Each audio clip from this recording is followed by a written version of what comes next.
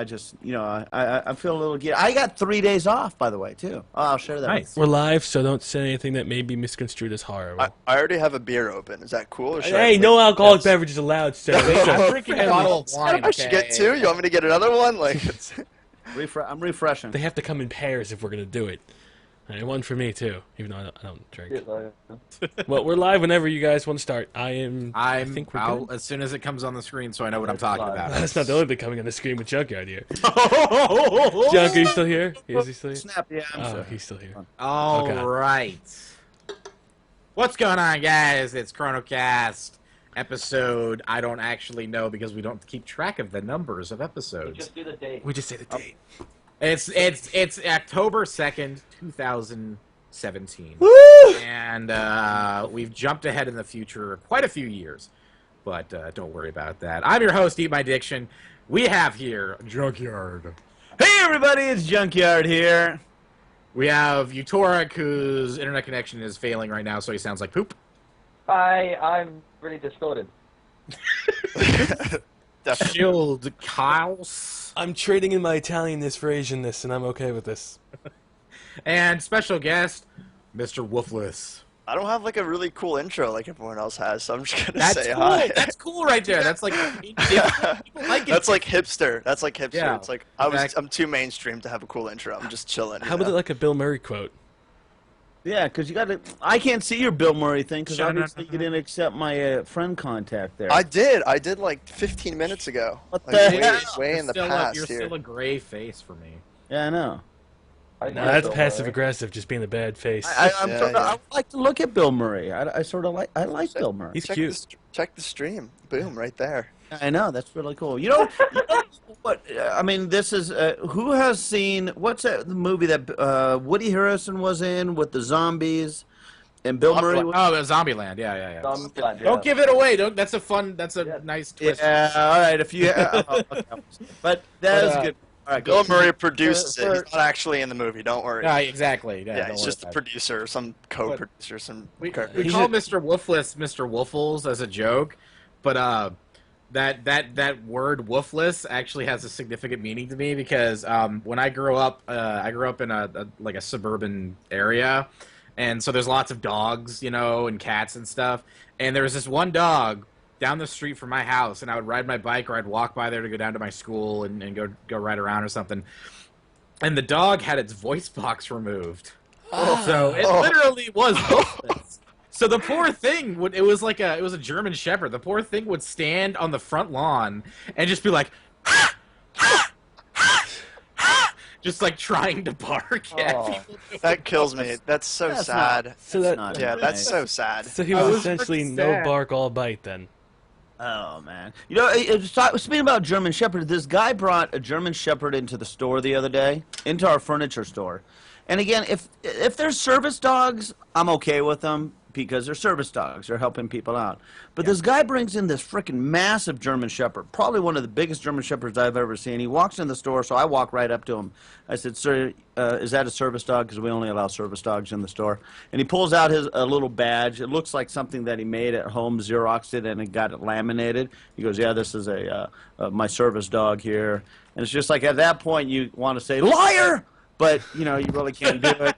And so it's like, so he starts walking around the store, blah blah, and unfortunately he doesn't hang around too long, and he gets out.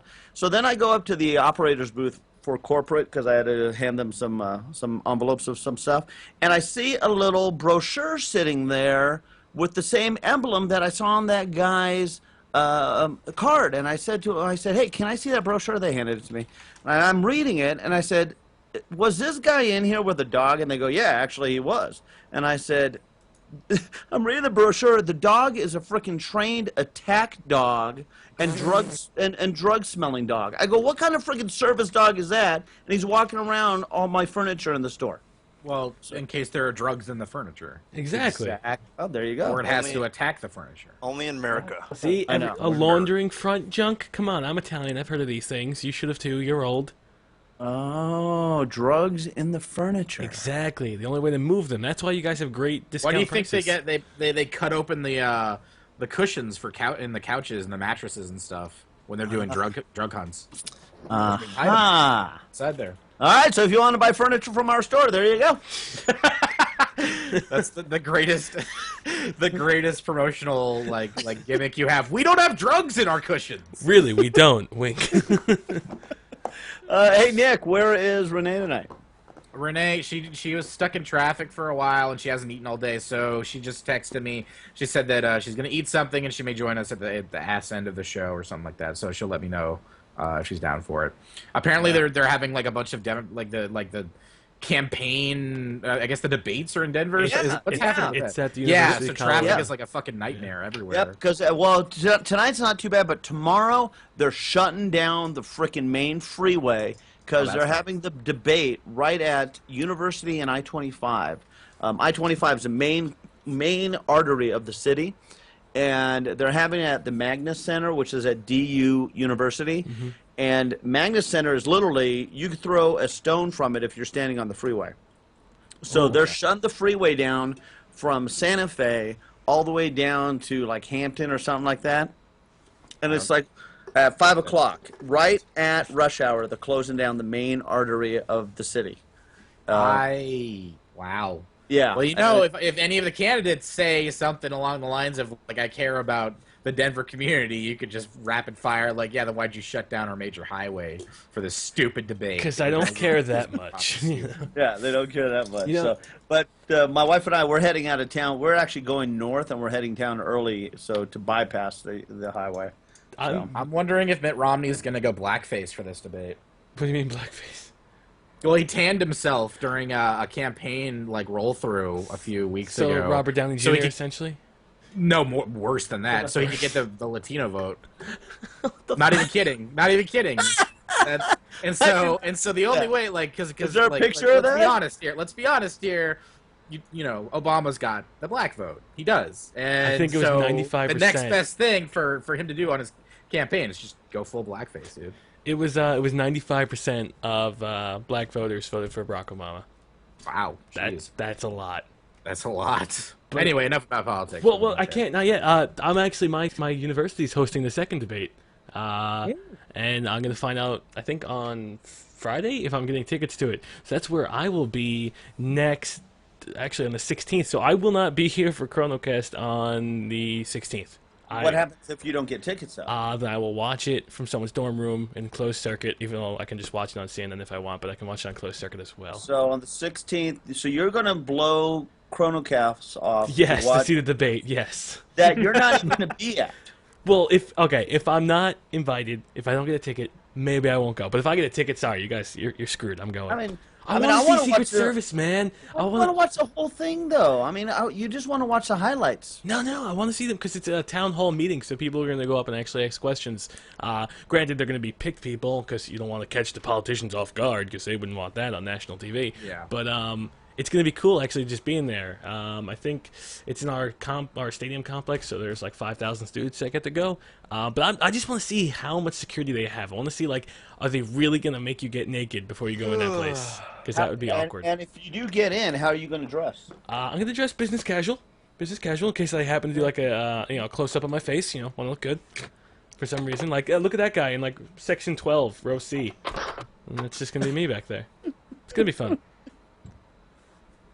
All right, cool. But, Go politics. Yeah. Go Canada. I'm just chilling here up north, just like drinking my beer and hanging out and just listening to you guys ramble on about political debates and all that garbage. And all, You guys, you just have the Mounties. They're the only ones that can vote up there, right? Actually, a new power got elected where I come from. It's this crazy psycho French bitch called Pauline Marois. She's insane, and I think Quebec's going to vault it into the apocalypse. Is she now? Okay, is she like Sarah Palin insane, or what are we talking here? We're talking. Hold on a second. I'm getting. Pronounce her name again. Pauline Marois. Just sounds nuts. I know it does. All right, now say it very. Her last name sounds like Narwhal. Say it slowly and seductively. Go ahead. Seductive. Pauline Marois. You went Spanish halfway through the last name. You rolled your R. I don't know if I want to make out with Pauline or you over there for that. That's rough. All right. All right.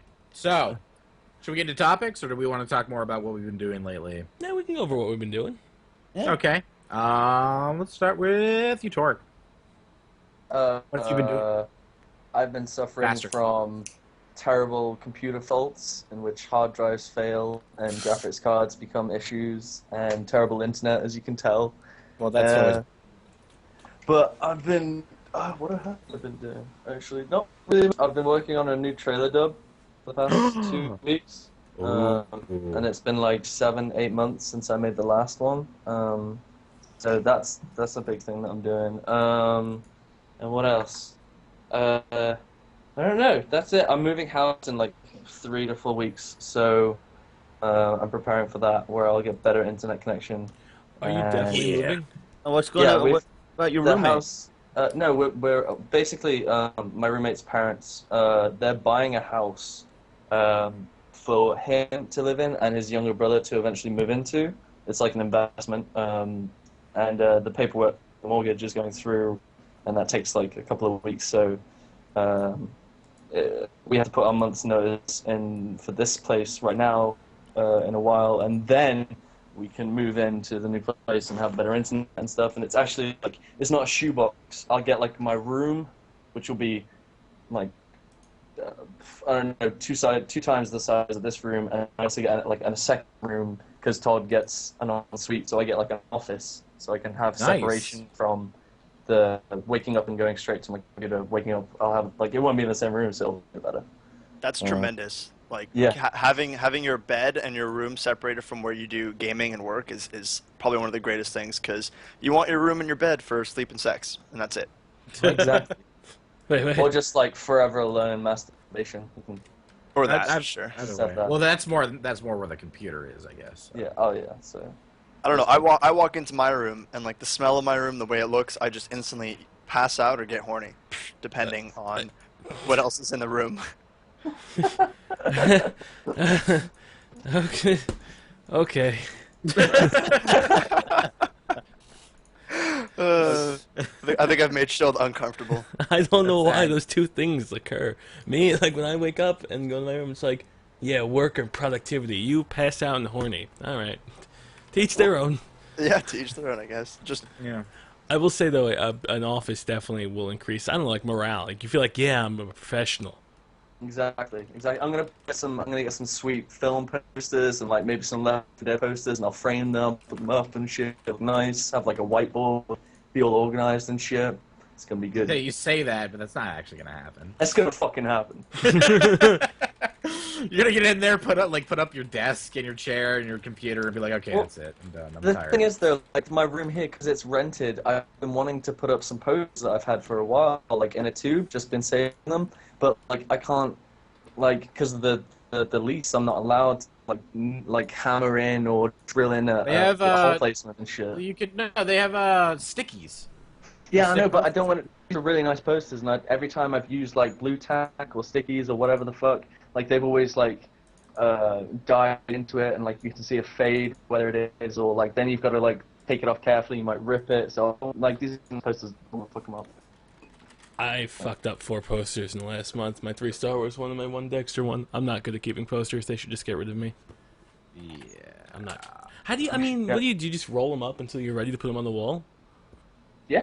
Pretty Yeah, much. they're in this like cylindric hard cardboard tube. I keep fucking mine up. It was such a nice Dexter poster too. Oh well.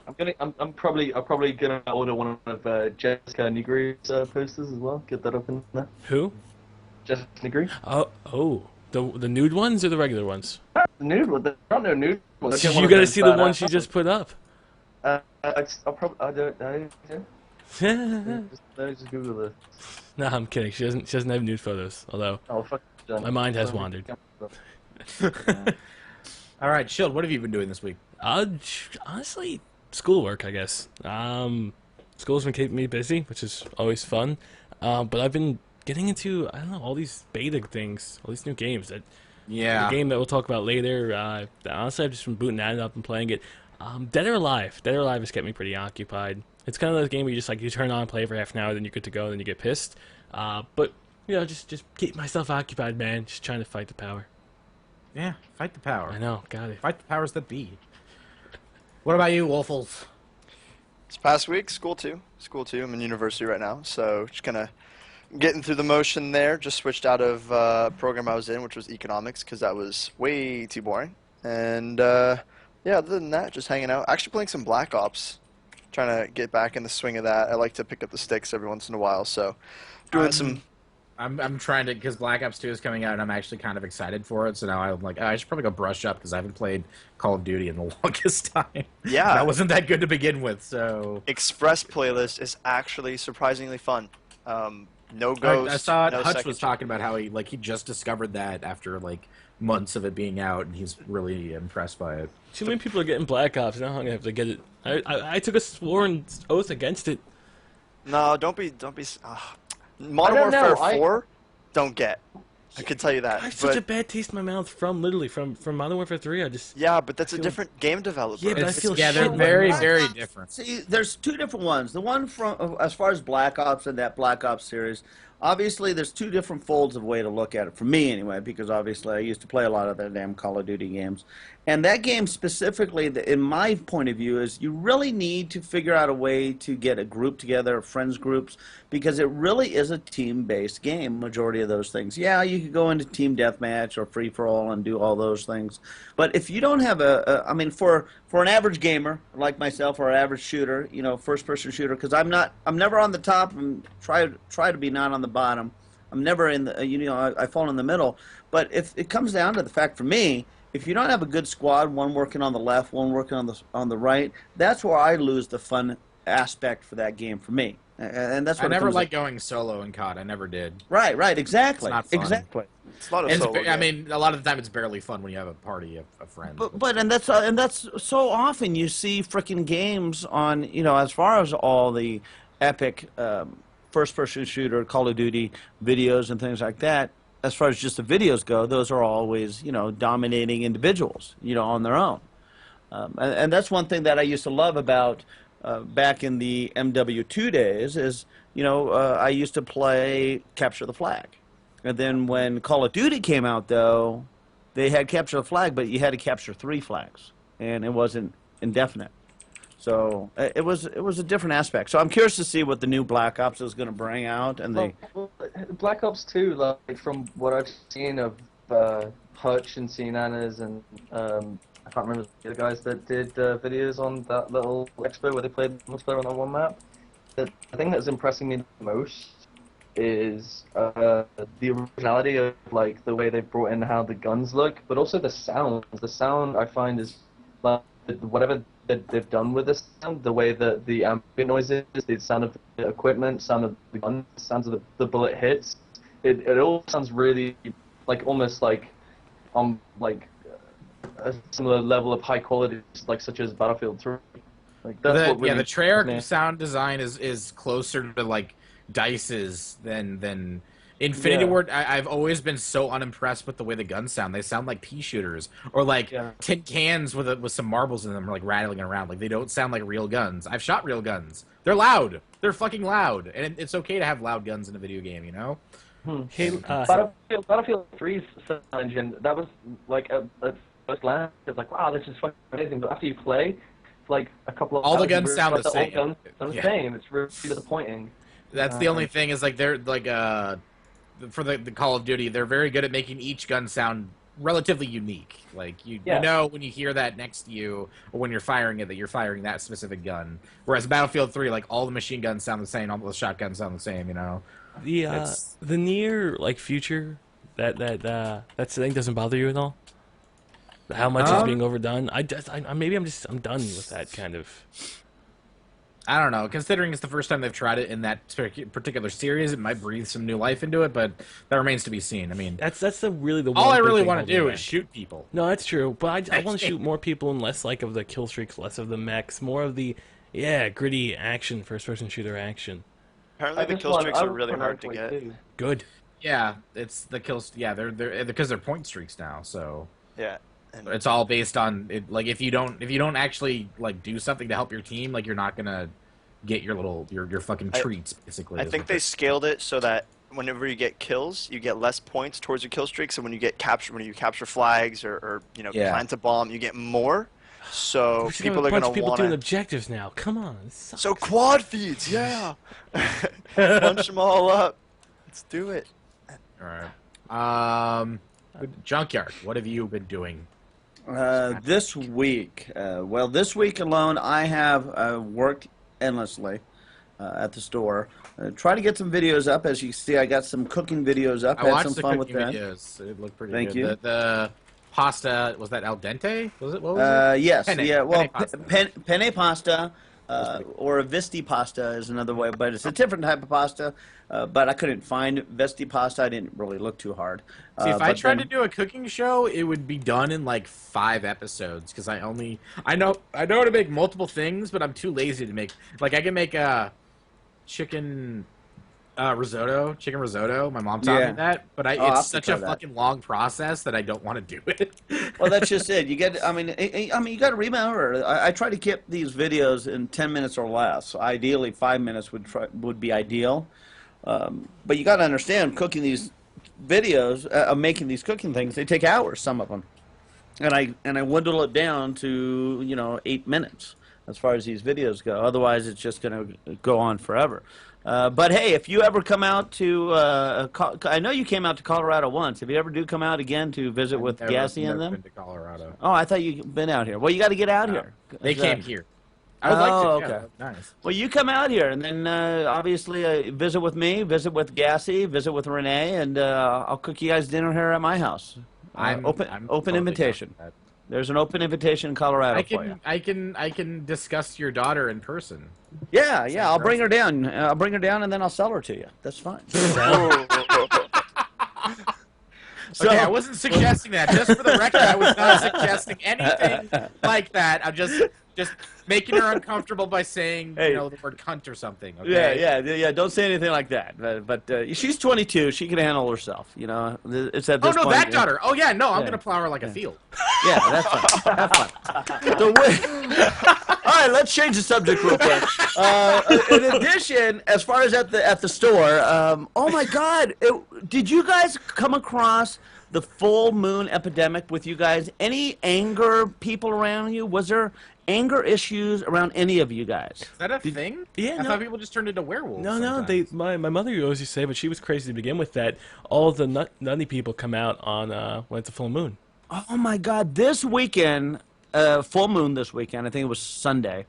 We had so many angry customers this weekend. It was incredible. It was the most anger-filled store I've ever seen. And it was just like, all I kept saying, it's just furniture. Why? He just stabbed the guy in the parking lot. It's just furniture, sir. It's just okay. All right, let me go ahead and tell you. I got to tell you this story. So I'm sitting there at the desk, the manager's desk, and it was ironic too because I was showing a fellow employee my cooking channel, and we were having a cooking video, and we were laughing about it, and then these people come up, all angry, and it was just like, damn it, we're having a funny moment here watching my video, and now I got to turn it off because of you.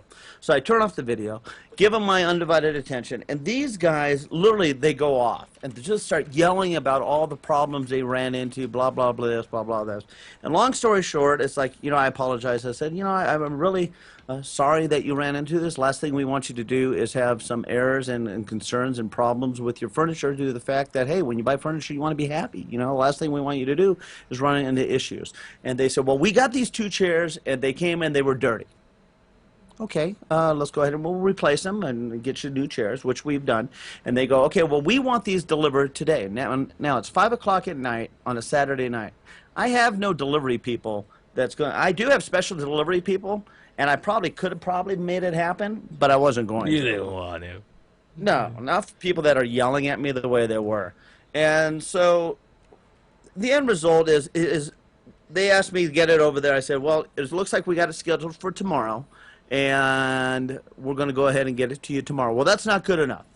It's just like, all right, well, I could either do 2 things. One, I could get you furniture tomorrow, or I could go ahead and refund your money, and you could go on your way. And they looked at, well, I want the furniture tonight. I said, that's not one of your options. And we were going back and forth. And at the very end of this, and this was going on for almost 40 minutes. And the last, I was ready to kick them out of the store and just give them their money back and refund them, because we're actually allowed to do that. We'll just, instead of having conflict with our customers, because again, it's just furniture, we just want them to have a good time. And the guy says, he goes, all right, let me give you a scenario. If I'm sitting at, I go into, tell me what you would do as a patron in this particular situation. You go into a restaurant, you sit down with your wife, order dinner. Your meal comes, your meal's wrong, but your wife is all right. So they go ahead and leave that, and you sit there and you wait for your meal. An hour later, finally your meal comes.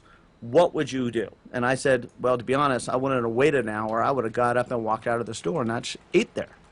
And, and he looked at me and he goes, wait a minute. No, as a manager, I said, that's not what you asked me. You asked me as a patron. And, oh, his wife turned around and said, he answered just like you want it. Now be quiet and let me deal with this. I'll tell you, sometimes it takes like a pair to actually just work things out. Sometimes the wife is crazy and the husband's sane, and the husband just sits there all quiet, but sometimes the wife speaks up. And that's good, man. It's a good shopping experience. Yeah, no, it was. And the end result is, listen, you'll get a lot more, what's the saying? You get a lot more bees, what's the frickin' saying? B is vagina. You get a lot more bees A with lot more- vagina. So you don't agree Exactly. with the squeaky wheel gets greased? Or Gets squeaky greased? wheel gets oiled? Gets grease? Are we going back to the Vaseline? No, the squeaky wheel gets oiled, where if you make enough noise, they take care of your complaint. They take care of your issue. But if they came up and just was real nice and polite to me at the very beginning, I would have probably figured out a way to get their See, chairs. so it's different for different people. Some people have to be yelled at because they're incompetent, and some people they're competent at their job and they just want some compassion, and then like, oh, this is actually a human. I'll help this human. But some people just suck. Like I've been to a lot of stores, and honestly, I guess people have shitty jobs, and I can totally understand that because I'm very happy with my job. I kind of like it. But if you don't like the job, why are you working there? You know, can't you find like something else that you'll be miserable at, where you don't have to see people? Like work in the back, where you don't see people. Be miserable there. Don't be a fun person. Yeah, and me again. I love my job. I love it, and I was able to help assist these individuals to the point of this is the way it's going to be, and they walked out, and they weren't happy, but they were content, and they got their chairs the next day, and they were fine. But with that, that's what I was going at as far as the full moon aspect. Holy shit, this weekend just was bizarre.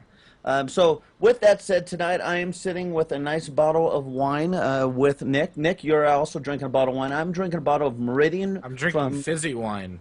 Fizzy wine. And, Fizzy wine because it was double. What was the term? Double fermented. Oh, fermented, double fermented, because my room is really hot and I had it upright as opposed to on its side, or apparently. Now, did you? So if I throw up later, I'll know why. How full is your glass right now? I'm almost done with the first bottle. Oh, okay. Well, I was going to say. I figure I should just finish this other bottle too, because I don't want it to get more double fermented or triple fermented or whatever the fuck happened. I agree with you. Well, with that, I'm going to go ahead and start a toast for the evening. And Wolfless, welcome to the show. And Thank you, I appreciate it. Here we go. Oh, yeah. Nice fish. Yeah. I think you guys just like my penis. All right, there we go. All right, weird. Go on, Nick. I don't even remember what I did this week. Stuff with bears, probably. Let's get to the topics! Okay, so, horrible school experiences. I've got more than I care to mention. So, I'll start with you guys, and I'll finish it up with probably Horror stories. something that tops all of them, because I was a bad kid. So, Chilled, what do you got, you little honor student? You? That's my problem. I was an honor student. Understand. This one time, I guess, I don't know, we went on to Rutgers University for the debate team. We we drank alcohol when we weren't supposed to. Bad boy. Not really. Honestly, that was probably about it in terms of like bad things. I don't know. We didn't do You anything. got caught though. Good student, Chilled. Well, Good a student, little bit Chilled. sometimes.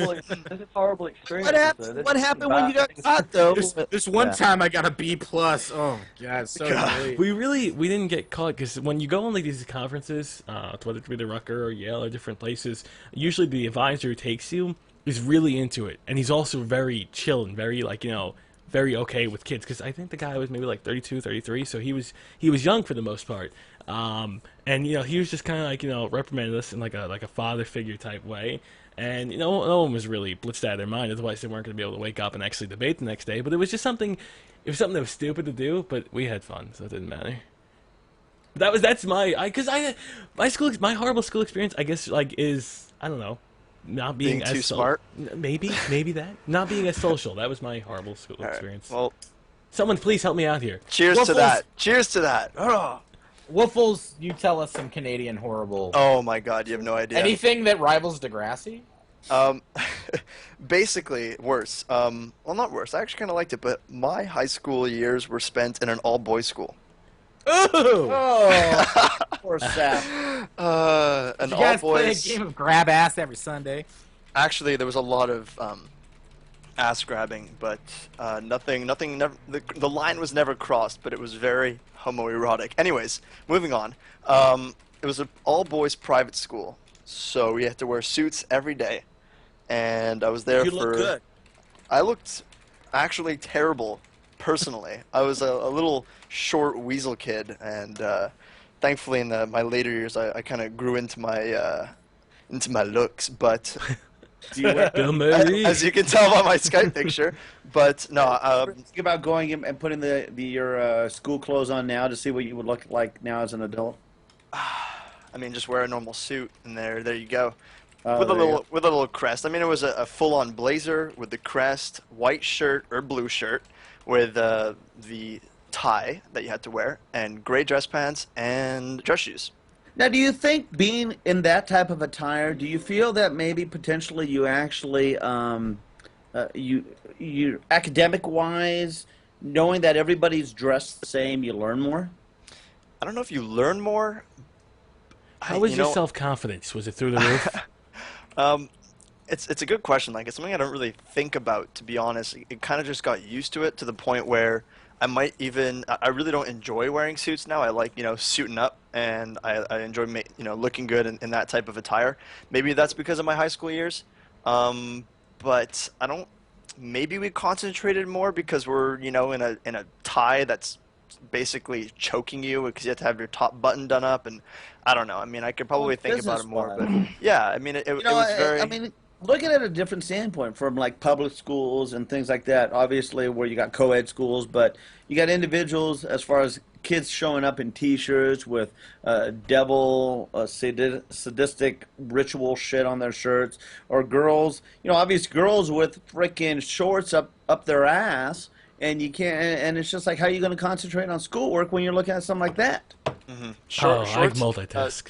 shorts up the ass weren't usually a problem. Sometimes, Well, but no, not for usually. you. Well, yeah, because you're at an all-boys school, so you could look at the two different standpoints. You got a school where you're, hey, I'm being a devil's advocate here. You got a situation of public schools where theoretically, you got a lot of what the hell? I'm drawing a blank on the frickin' word. But then you're at your school where everything's situated properly. Everything's going down the corridor as far as academics wise, and you're there to learn.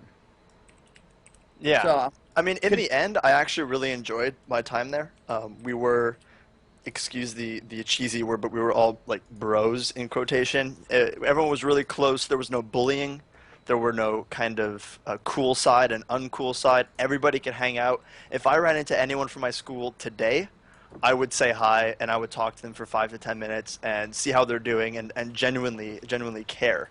So in the end, it was really good. You didn't have to. You could burp in class. You can fart in class. You can make a fool out of yourself in class. You can, give the teacher a rough time. You can be smart, and there was no type of tension between male and female, sexual tension at all. So that was really nice. That sounds fun. There was a lot of COD 2 going on, a lot of COD, a lot of Dota, a lot of gaming, and no one was really judged because everyone, as males and as on the same side of things, kind of worked together, I guess. And we were. It was a really good grade. It was actually a lot of fun. Are you part of some strange alternate reality of schools Like or fun something? high 'Cause school? that never happens, dude. I think so. I mean, I still have kind of horror stories, and I could share them with you guys. But yeah, at the same- share one. Yeah. Okay. Well, I mean, I don't know, boys' school, so at an Okay. all-boys school. We actually had a lot of scares. Well, not really scares, straight up lawsuits towards teachers touching little boys. Ugh. So it gets a little bit complicated. So about 50 years ago, the school's about 101 or 102 years old now, I guess. I think I graduated on the 100th year, so it's probably 103 years old. And about on their 50, maybe 40 years ago, there was a teacher that apparently touched a kid, and the kid only came out recently. When the Came out of the kid closet or came out? came out saying, like, I was touched by said teacher, Okay. I'm hurt by it, and sued the school for millions of dollars. Got it. I think there was a settlement, probably, again, millions of dollars of payoff. It is a private school, so they could handle it. But at that point, more strict guidelines were set on the teachers, and then boom, before you know it, one of the elementary school teachers, because it's an elementary school, was caught in the States with a younger boy and caught with about, I don't know, hundreds and hundreds of pictures of child pornography on his computer. I heard the image. Oh, This is the same teacher that taught many of my friends who went to school, because I wasn't there in elementary school. I actually went to a shitty Jewish school. Don't ask about that's even worse. But Mazel tov. okay. Hava, Nagila, Hava. Anyways, so this same teacher, he's in life for like 7 lifetimes, because I think it's like 7 years per picture of child pornography, and he had, like I said, hundreds. So he's done, and it just good. gets worse. The story just gets worse. Our tech support guy, really, really, really nice guy. I used to hang out at lunch with him all the time. Go over, hey, my computer's broken, or like, what video games are you playing? We talk about shit, and he was accused of sexually harassing his 2 children, Ah. who were boys. Now, Ah. let me summarize here. He was actually found innocent. His wife was getting a divorce and wanted to frame him because of the state of the school for touching the kids. So that's the And- story. That's the story. And people wonder why I never want to get married. Yeah, messed up stuff. Imagine being accused that you touched your own kids, and people believing it because you work for a school that's had like 2 or 3, allegations towards that. That's soul crushing. I can imagine Yeah. that being soul Yeah. crushing. And he was the nicest guy. Just terrible. Wow. All That's right, who we got next? Utorak? Um. What did you do? Oh, by the way, does my voice sound clearer now? Because my Yes. upload- Yeah. Okay, good. All right. So, Yeah, if you get that thing out of your mouth. yeah, I got Diction's dick out of my mouth. Okay, good. So what? I'm just drying it off. Don't worry. Horrible school experiences. I went to a boarding school. So I kind of don't have the similar. It wasn't an all boys school. So, but it was like you lived with guys for the 3 years that I was there. got spanked, So, huh? You got spanked a lot, didn't you? Actually, I went to a rugby school. It was mainly like where rugby scholars would go, so it was very macho. Lots of alpha males were there and stuff. And me being the skinny kid that I was at high school, I got fiddled with, you could say. Wait. We have a weird Wait. What kind of What a is fiddle? that? fiddle No, different I over didn't- here, I didn't- Utorak. I didn't get fiddled, but like I would when I joined the school, I got the ritual like pranks pulled on because I was a noob at the school I just joined, and I remember it. This was the time that I think I joined. Xbox 360 had just come out, or was coming out, or had been out for a couple of months, and I'd not seen one before. And what is it? I remember someone coming into my room and saying, "Oh, guess what? There's some guy's got a. You like games, don't you?" And I was like, "Yeah." He's like, "Oh, well, there's a guy in Saint fucking whatever. It was the middle school boarding house. And this guy's got an Xbox 360. Come with me, and we can fucking. He's gonna go play. We're gonna play some Call of Duty or something." I was like, "Wow, that's awesome. Yeah, I'd love to." And like being friendly, like that's what you do when you're in a new place, new environment. You just like you're automatically a friendly, like, or if someone's being friendly to you do the same. And I was following the guy, and we went up into the fire exit because the boarding house was like an H, and each like segment of the letter H was a different house, and mine was on the lower one and lower right H pretty much, and the middle was the boarding house that we were going to, which it was in turn it was like a long hall with like doors that would separate it into 3 sections, and we walked through and they were connected by fire exits, and we walked through and we got into there and I started walking, and he's like, oh yeah, it's just in the middle section, we'll get there in a second, and he opened the door to the middle section, and then someone screamed now, and then everyone jumped out of their rooms because there were rooms all dotted along the long hall, and everyone came to me and beat the shit out of me with bags. No. With Pillow bags? bags with there were pillow bags with stuff in them. So like some had like football boots and like oranges or fruit or whatnot, and like this is like a ritual for this would happen to like most new people. And I broke my nose, I got a black eye, and I had to lay it off like it was a sporting incident. I fell down like stairs because like if you said anything about it, you'd get in more shit and you'd be like classed as like a snitch for the remainder of the time there. But that's boarding school life. That was like one of the smaller things that would happen. I remember there were lots of other things like there were Did like. you get to play the Xbox though? No, there was no Xbox in Oh, life. there's no Xboxes. What monsters? There was another one where we had to fucking what was it? There was like an underground area that was not used anymore in You're the like school. the white girl in all horror movies. Let me just go in the creepy hallway by myself. Let me go in the underground railway. What the fuck? No, the school was like 600 years old, I think, or something like that, and it had this old abandoned set of classrooms. And another like thing was you had to go in there, and you had to go to the other side with someone that was in that like was above you a year, and you'd have to come back and you'd have to bring something, and bring something back to prove to like the head boy, because like you got the prefects and you got head boy and head girl, which is like the school system. It's like the school's police basically. Most private schools have them. Most public schools have them as well. I don't know about America, but anyway, you have to bring this like this trophy back to the head boy to prove that you've done it. And so I went in, and it's like it's abandoned. It's like there's bits of paper everywhere from like fucking 50 years ago, and it's at night. It's like midnight. I had to sneak out of my room, and the doors and alarms had been shut off. So like the only way back in was through the fire escape, up the ladder into someone's window and back in. And this was like it was like a hole in a window that you had to crawl through.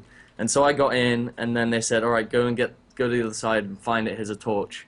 And so I did, and I found it, and I came back, and they boarded up the window, and they'd slammed it shut so I couldn't get out. And I was in there like all night until I was in there for about 12 hours and before like someone heard me, and then they were like, what the hell are you doing in here? And I said, I lost my keys, and then this had to happen. This something blocked me and I couldn't get out. So I had to like bullshit with that. And that was like week 2. So like week 1 I got beat the shit out of. Christ, dude. I know, boarding that's schools in intense. England are vicious. But after that it was fine. I'd like found like a group that I'd fit in, and I didn't have to deal with like the douchebags in my year above like anymore. They pick on you twice. They would pick on everyone twice, and that would be it. So Now, looking back now as an adult, you're going to boarding school, and hearing you see so many different aspects coming from a parent aspect, and I want to get your opinion. So many times you hear people that have not sent their kids to boarding schools, and they pinpoint individuals that send their kids to boarding schools as bad parents. And obviously, you like your parents because you've talked about them many a times. Now, have you ever been hit with that why did your parents send you away? Were you a bad kid? Something like that? No. I had reason. My parents moved to China, and there was no English-speaking schools. Like, I had to go back to the UK, and I had to go to boarding school. That was the reason. But, like, boarding school was, like, along with university, boarding school was, like, the best 3 years of my life. It was after, like, you get over the initial, like, 4 weeks or 5 weeks, or however long you get over of being homesick, after the supposed bullying, and you find your your actual friends. Boarding school is awesome. It's so much like the best. It was the best time of my life. Like, What the hell is going on with all these I pictures? don't know. Now, do you find that you feel that you grew up sooner, going to boarding school, became an adult too early? No, I was incredibly immature at boarding school. I fucked up my first year and I had to retake it, and then I would basically just like dick around and treat the school like shit. But I don't know. It was a good experience. Can you get rid of pictures on top of my fucking cat? I've been watching you do it, and I don't know why you're doing it. Sorry, Junkyard, what do you got? Hopefully it's short, because... Yeah, horrible incidences at school. You know, it depends. You could go. Fortunately, I never was bullied or anything like that. I never really got in trouble. There was one time. Wow, Captain 1% over here. We were talking to. It was a conversation came up at work actually a couple weeks ago about the fact that if you spank your kids nowadays, a lot of people call social services and the social services because you're not allowed to spank your kids. And it's just like, obviously, if my kid needed to get spanked, they got spanked. If I got spanked, you know, as a kid, I got spanked. And there was two situations where once I actually got spanked from the principal at my school, which you're not allowed to do anymore at all. But you know, I was caught in the bushes with I was in third grade, and I had a second grader girl in the corner, and I got caught, so I got spanked. So, but I was in third grade, and but then the other actually the true horrible one is where I actually went to school. It was in middle school. Went to school the next day after my dad spanked me and actually hurt me, but the fact of the matter is I told my mom to shut up, and I should never have done that. Still remember it to this day, feel guilty about it, and my dad got mad at me, and thus I got reprimanded.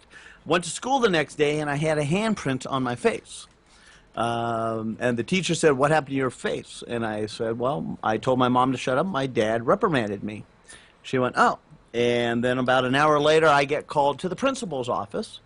And I walk in there, and who's sitting there? Two of LA's finest, LAPD.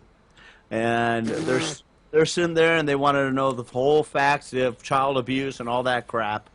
And I told them what happened, and I said, "Hey, I deserved it. I told my mom to shut up. My dad shouldn't be in trouble. I was wrong. I did wrong. I should have never told my mom to shut up."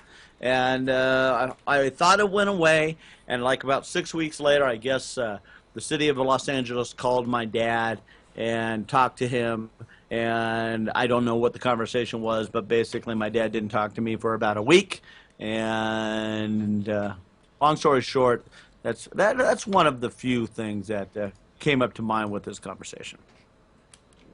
Continue on. Fair enough. Okay. Well, I had a whole big thing, but you guys just like knocked it through the park. Okay, so Well, just one thing I want to just put two and two together real quick. Were your school budgets and your school environments, were they funded well? I mean, how was your town that you went to school in? Like, did it have high taxes? Was it a good neighborhood?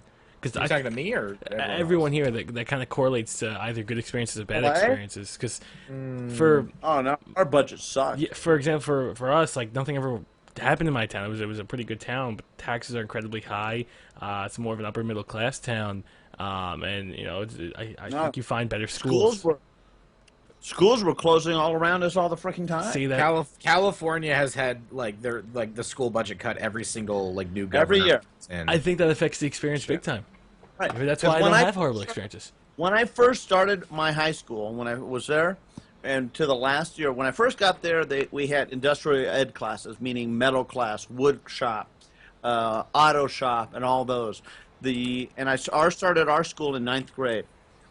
By senior year, all those classes were all gone as far as industrial ed classes. Half the physical ed classes were gone. And there was some other academic classes that were gone. It was just like, how sad it was just continuously. The 4 years I was there, how many times our teachers got let go and all that kind of stuff. So, yeah, I mean, as far as money-wise. Yeah, 'cause My school was like the town. The town was called Ellesmere, and the school was called Ellesmere College. Ellesmere was like an old industrial canal like route town, and it was like lower class, working class. But the school was private, and it was incredibly expensive, well funded. So it was a complete contrast, and like Really? and what you're talking about. Yeah, there was So like you still always. had pricks there regardless. Yeah, yeah, we did. Yeah, like there was a guy, I can't remember his name. His surname was Grosvenor. His dad, he was a sir, like he was royalty or fuck. descendant of royalty, and he owns most of London, lots of areas in throughout the UK. I can't remember his fucking name, but a Duke of something. I can't remember He's his a nhere duke? Yeah, Just I want to try and sounds find like out a his name. It was really it's actually interesting. Where is it? His son and daughter were like I got like a certain amount of money per month from my parents to like go out and do stuff and hang out with friends as well, like when I could. He's the son of Duke of Westminster, which is like he's like one of the top richest men in the country. Anyway, the son and daughter got like less allowance than I did, and they had more like their house, like they were like treated like as if their parents fought, pretty much, just so they could learn to respect money. So there were lots of strict, like not strict, lots of up their own ass kids who had rich parents, but the Duke of Westminster's kids lived in a huge mansion that was bigger than the school, but they were less off, so to speak. So, I respect that. That. That's tough to do as a parent, but I think that's like the right call. Yeah, because like when the son eventually takes the name Duke of Westminster, like because that's something he earned when his father passes away, he's gonna have millions or billions. I don't know how much money they have. He's gonna have a lot of money just like given to him like that. So he's got to learn to respect it and learn how to maintain it. So. That was my computer, sorry. No, I agree. That's definitely something. I don't know. You see it with like the trust fund babies as well. That some of them they don't give until the what? They're either 21 or even when they do, there's a certain amount they get an actual allowance, even when they're rich. Yeah, his name is on the Wikipedia as well. Hugh Grosvenor. He was born in 1991. So. Hey, he's a 91 baby. Ooh. Well, all right, Nick, share. Okay, so to keep this quick now, it's actually better that I'm not going to elaborate on this now. People are going to ask questions, and I'm not going to answer them. I got 5150'd from a school for quote-unquote threatening to kill a teacher. I didn't actually threaten to kill her. I said, why don't you go home and die? It was a suggestion, but they took it very seriously. They called the police. They called an ambulance, and for the next 3 days, I stayed in a mental institution. And I made a lot of friends there. That explains everything. The food was very, very good, and there were two other boys there with me who were schizophrenic, and I sat in several therapy sessions with them, and they saw... one kid was like, the therapist asked him, like, what are you seeing right now? Because he was staring at the ground. He says, like, I see chipmunks underneath your chair. And then another kid said that he saw crows at night and a wolf sitting on his bed, and the walls would bleed. And winter's coming. So winter's coming. So these people were really fucked up. So basically, I just want to trump all of your stories. That actually did happen, by the way. That is like 100%. Wow. You And did I'm Trump. not going to elaborate any more on that because we're on to Halloween movies. Okay. Trump, you did. That's like a Halloween movie in itself, though. Like accidentally sent to a psych ward, living with crazy people. A little bit, yeah. I would be more scared if the I actual. wouldn't say accidentally. Have you talked to Diction? Okay, maybe accidentally sent to a psych ward, spent with crazy people.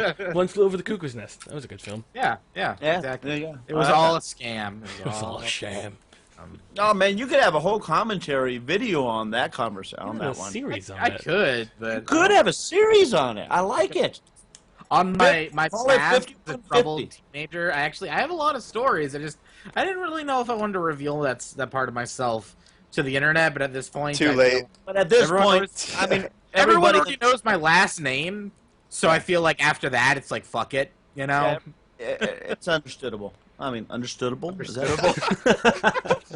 To the Institute. The wine's kicking in! Anyway, so Halloween is upon us, and this is the month that we watch scary movies. And See, I'm taking notes. Scary movies. Yes, taking notes on this, because ideally this is always a month that we like to watch horror movies, right? So, Sometimes. Oh yeah, Nick, fill us in. What are your? Because you like movies, and I'm. I love notes. movies, and I particularly love scary movies. I like to be scared. It's a too. fun, visceral experience, you know. And the last movie I saw that truly terrified me was VHS, and that's coming out very soon. Right now, you can actually, if you have Amazon, like not even Amazon Prime, you can rent it for like $10 and watch it. So it's not on Netflix. Netflix. It's not on Not Netflix. on Netflix right now, but I mean, VHS. they're doing the whole video on demand theatrical release thing. So it's coming out in theaters next week, but it's also, if you want to watch it at home, you can rent it on Amazon and other. I think. Wait. It's coming in theaters, and you can watch it at home. Yeah, they're doing it. That's honestly like the new thing for independent films. They're trying to expand their market because think of it this way. Okay, it's an independent movie. Like it's 100% like independent. These 7 guys made a movie together, and each segment of the found footage is like another director working specifically on this segment. And so instead of because they're not going to get a wide release theatrically because it's not like Cabin in the Woods or a Halloween film or Freddy Krueger or whatever, so their best option is to do VOD. So people that want to watch it at home, they get a better deal that way because theaters, it costs a lot of money to send a print to a theater, obviously. So Do you want to show the trailer Having for a digital- VHS? Is it? Do they have a trailer on? Is there? they have a on- trailer, yeah. If You you wanna want to watch show it? that during the stream, Yeah, I want to A lot of people are saying it's really scary, and if it was really it's good. really scary. Oh, I don't do it. scary. Well, you gotta watch it. Oh, God. Oh. All right, I'm pretty good with scary movies. Like I can compose myself, but that film, like it hasn't been a long time that I've been so like shaken that I couldn't sleep very well, and that movie made that Yeah, happen. I've not been scared from a film in a long, long time. I like the- scary thriller movies. Is what I like. Oh, take a look in a second. Does this fall under that category? Wait, can I get a link to that- this? Because I want to watch it on my big screen at the same time as the It's- stream. Because yeah, I don't thrilling. want to. It's thrilling. Okay, Yeah, I'll put a we're link in wait. the chat. Yeah, throw a link in there. I'm gonna watch it on my big screen surround sound headset. Freak out. Oh, wow, look at you, Mr. Fancy Pants with this surround fucking headset. I'm Hey, gonna. hey! I work in the summer. That's all, and I spend all my money on electronics. So that's why I got. I'm gonna start Hold it on, up for those that are interested. Wait, I want to get into it. Hold on. Okay, chill, just completely ignore what we said, but okay. Wait, what'd you put say? the link- Hold on, where's the link? Wait. Oh, Yeah, I want to watch it too. Oh, So I I. put it in so- Chrono. All right, so are we watching the VHS movie trailer in high def? Is that Official what- Red Band. I sent a link. 1080 or 720? I'm 720. putting 1080, man. 1080. Are we have doing to. 1080 right? Okay. Okay, let me load it. Okay. I'm freaking Wait, out Tor's right not gonna be able to watch Wait, it. wait, I'm lights good, off. I'm good, Wait, I I'm got to good. my lights off. Hold on. You guys are such girls. Just watch it. All right. Do a Alright. countdown. Do a All countdown. right, 3, 2, 1, play. Oh my god. Oh fuck, rated R. Oh, it's a red Yeah, screen. you never see red. It's basically NC-17. It should be NC-17. Wait, are we allowed to show this? Yeah, of course not. Yeah. I don't know. Maybe. Yeah, no. no, Break into this Okay. house, and all we have to do is Oh, steal shit. this one VHS tape. These guys look like badasses. I don't know, man. Guy's got a pedophile mustache. So special. That Oh, this looks so good already. Dude. What the fuck? Oh, Ugh. Nice. oh, I just titties. It did whatever it was supposed to. Ugh. Buffering. Fuck.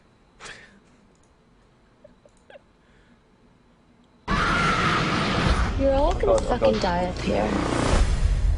My apartment's haunted. It's not haunted. I'm sure there's a reasonable explanation. My god.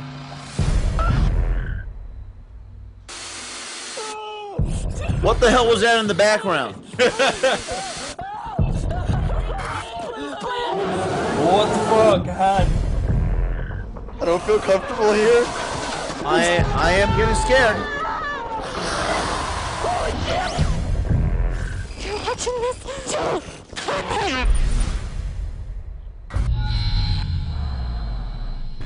That's nice panties on. All right, I'm scared.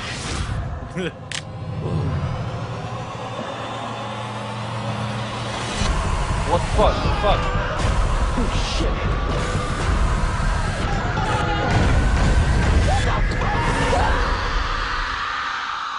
I like you. It's so good. Did you erase it? I was just like some of the segments are a little more uneven than others, but it's like as an entirety, like as far as like a whole like the idea of like Holy a compilation, like a compilation, horror film where it's like it's not really related, but it kind of is.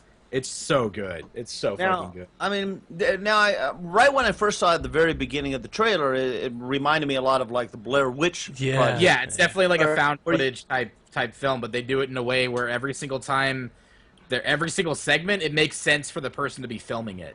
Okay, because whereas the Blair Witch, like I would have put down the camera after like that first like they lost track of their map.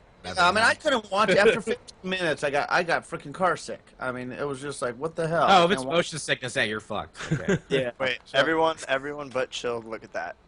Everyone but Chilled? Yeah, because unless you don't show on the stream. It shouldn't be shown on the stream. I hope. But, oh no, I already saw that. Anyway, so that's my recommendation. That is my recommendation for best horror film I've seen in a long time. Because I don't get scared that easily, but that movie freaked me out. Now, what else is as far as past movies? Past movies? I mean, there's a classic. Halloween, obviously, is a classic. There's one movie that I thought was really cool that not a lot of people watch. It's called Trick or Treat, and it's kind of the same. Like it's like a multiple narrative. Like there's different stories that all intertwine together. It was really good. I thought it wasn't like horribly like scary, but it worked. Like every segment of the film had a really cool twist at the end. And so that one's cool. That one's on Netflix, I think. Now, as far as when it comes to scary movies, and obviously Halloween movies, you got Jason, you got Nightmare on Elm Street, you got those type of concepts. But I love thrillers. I love movies that get me at the edge of my seat, and I want to watch more. Like obviously the show we were talking about that we're not going to talk about, which is on Showtime. It starts with a D. Wait. So, with that said, it keeps me at the chat for the next 10 minutes because they're going to spoil it. So, with that said, there are obviously what movies like that can you think as far as horror movies, thriller movies that keep you at your edge of your seat? That I got it. I have it. What? Charlie Brown and the Great Pumpkin. No? Sounds wonderful. No, it's an amazing film. Oh my God! Come on, chat. What do you guys have? Give me some suggestion. What movies keep you at the edge of your seat? I mean, one movie that I liked was, I can't think of the actress name or the actors. You'll know who they are, Nick. Was Copycat. Oh, it's Sigourney Weaver. Sigourney Weaver, yes. That pretty good. That's an old one. Yeah, and that's probably one of my all-time favorite thrillers. That was good. Now, that wasn't a horror. Memento is probably my favorite. Memento's tremendous. Memento and The Machinist with Christian Bale, where he lost he was 119 pounds for the whole movie. That's a good one. What's in the box? But those are thrillers. Seven's good. That's a serial killer film. Seven. Okay. I have not seen Seven because people. I take thrillers and serial killer movies as separate genres. Really? Okay. Have you played Heavy Even Rain? though it's a serial killer film is still technically a thriller, I think that they're kind of. What about the handful of really good dystopian fictions like V for Vendetta? That was good. Those are thrillers that keep you at the edge of your seat, and they're kind of creepy. Do you think like War of the Worlds? I felt like it was really preachy the entire time. I know that was the concept. It was really, really preachy. But it's like the entire. Well, that's because Alan Moore fucking hates the British government with a goddamn passion. So that's what that whole came from. I just saw somebody put in there The Grudge. What about? I saw that. That was pretty good. Isn't it just like creepy noises like the? It's a little bit. Japanese horror with kind of silly. Girl. It's not really scary. What about The Ring? That freaked me out. The original, yeah, that one freaked me out. That freaked the That's one of the only scary movies I've ever seen. I saw it in my small country house with a shitty little TV in a shitty little room, and it was just, and I was just like, ugh! I remember After that, just freaking every time out. the freaking phone rang, it freaked you out. After Oh no, that. I remember sitting in my basement once and just chilling. All of a sudden, my brother switched the channel to like the cable, which you don't have, and it automatically goes to the white screen, like the, and I freaked out. Because randomly, he snuck in the basement and turned it on to the channel that brings you to the static, and I flipped a shit.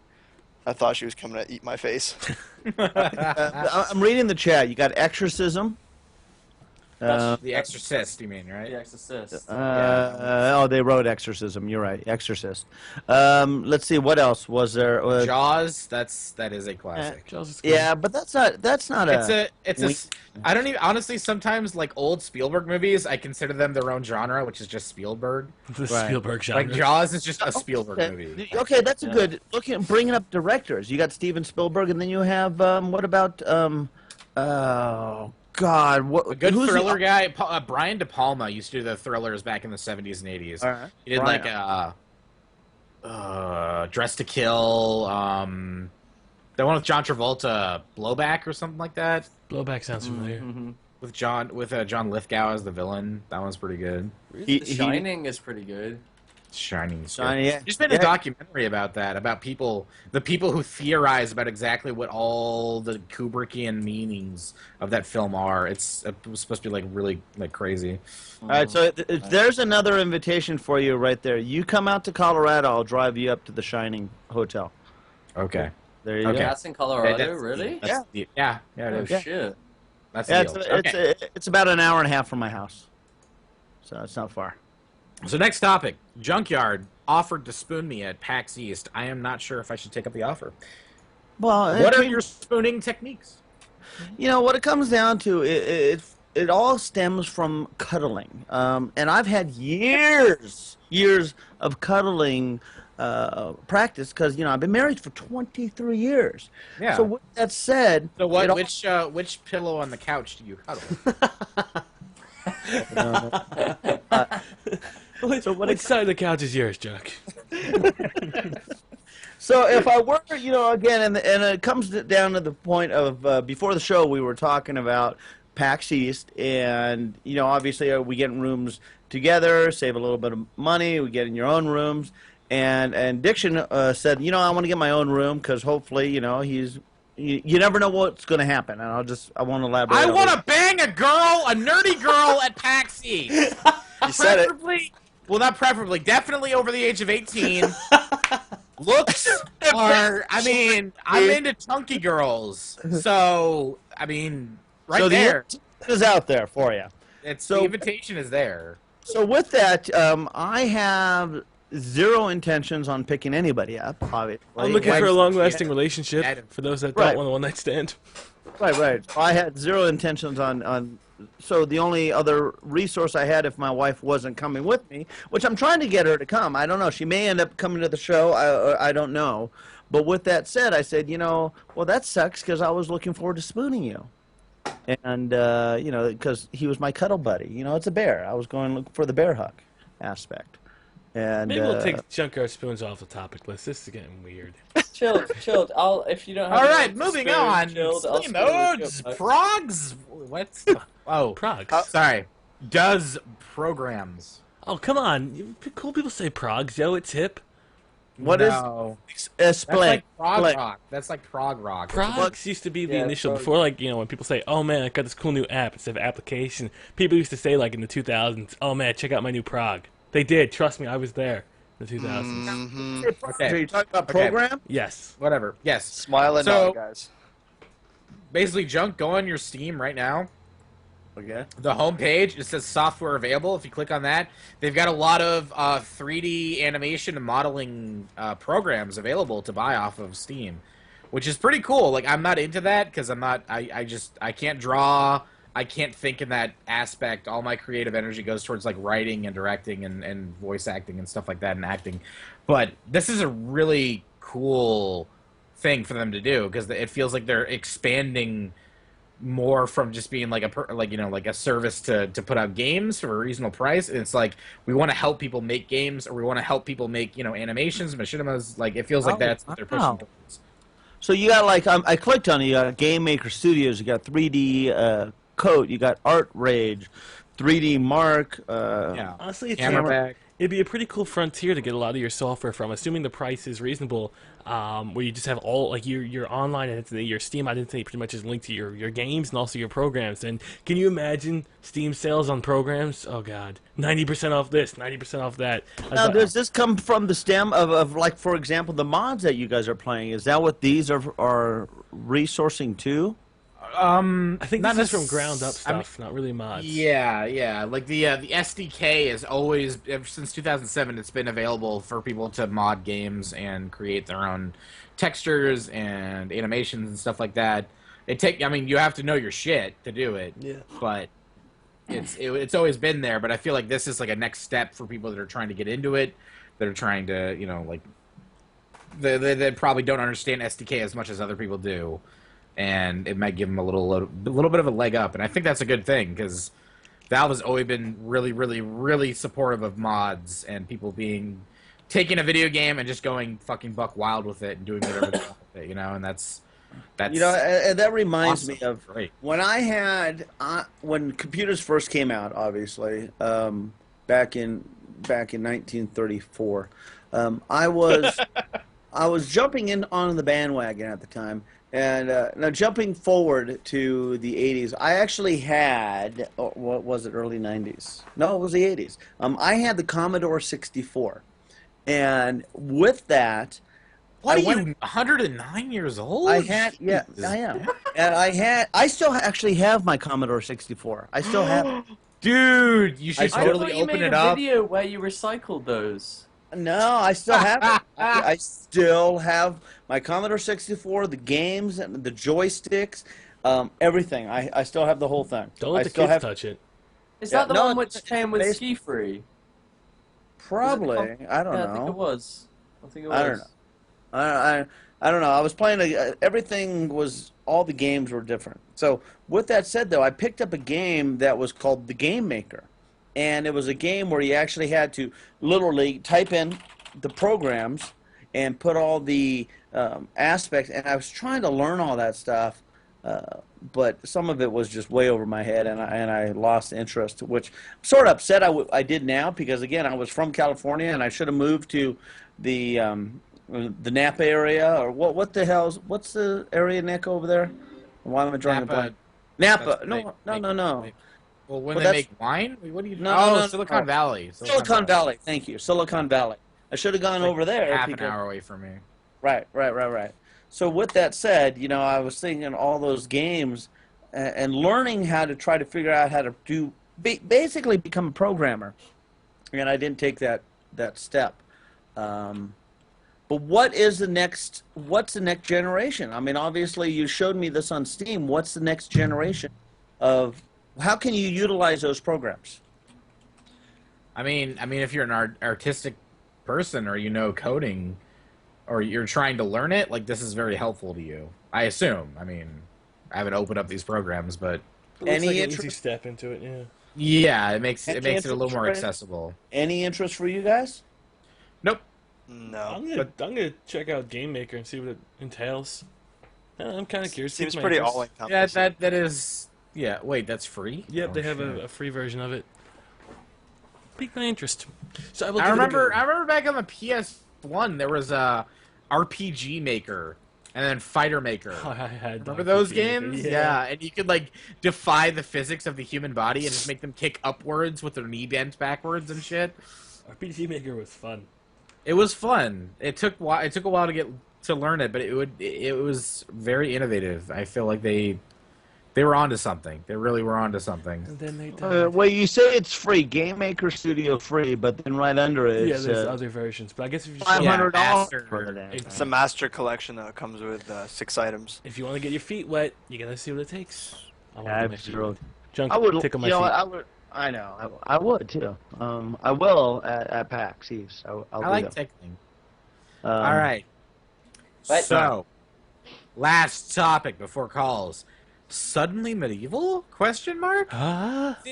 It seems like a lot of games are coming out recently and sequels that are based around the medieval age. The age of steel and swords and chivalry and knights. What years are medieval, Nick?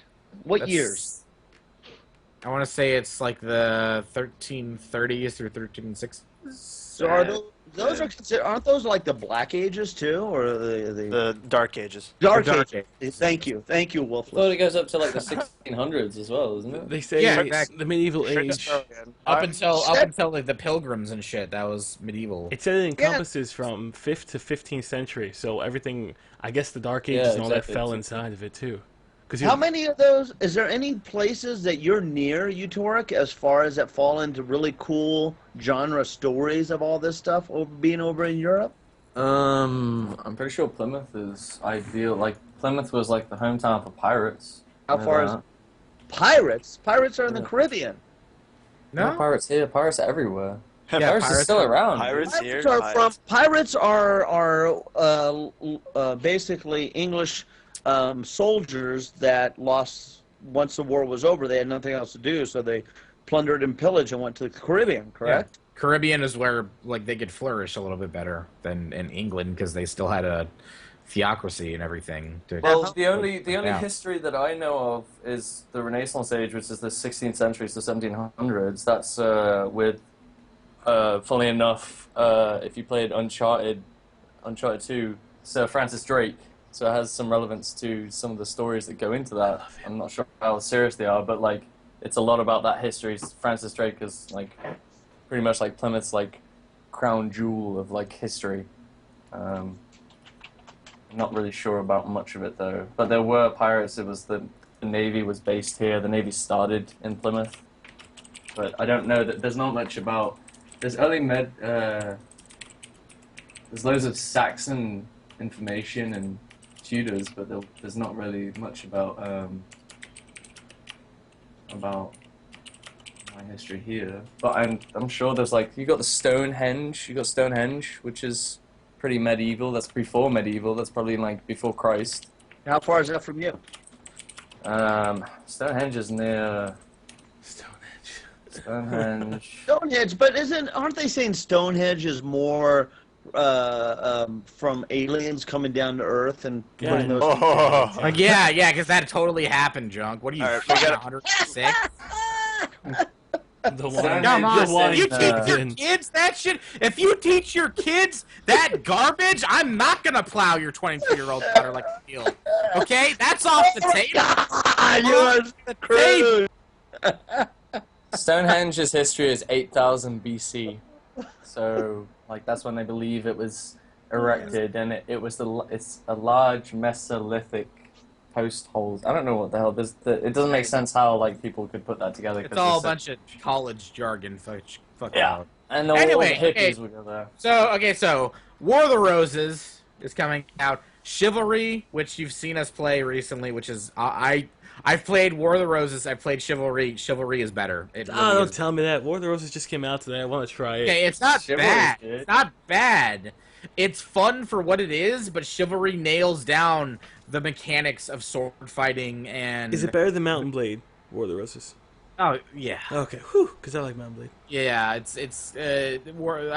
Mountain Blade's fun, but it's clunky as shit. Oh, it definitely is. War of the Roses is less clunky. War of the Roses is, all of us will be able to play it, won't we?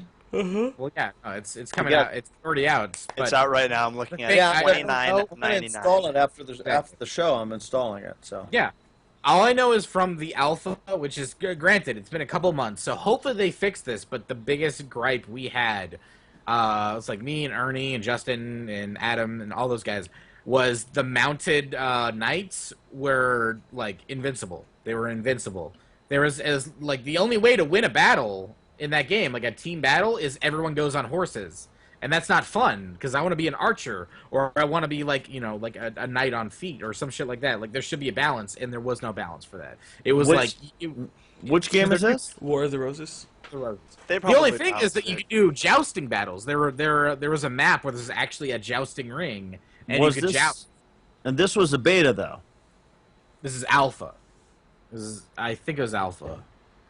So do you think they Had a heard debate. your? Do you Hold think on. they Okay, heard your? I don't want to misquote because I know they'll get mad at me. I don't want them to get mad at me. It's not a Okay, bad. but now Not the saying it's a game- bad game. Just be. Oh shit! It's off my list. Okay. I'm pretty sure it was a beta. Okay. He's Either changing way, his we flip flopping. let them know. No. Okay. Either way, we let. I'm not saying I know this like as a fact. All I'm saying is when we played it, horse-mounted knights and javelin users were fucking overpowered.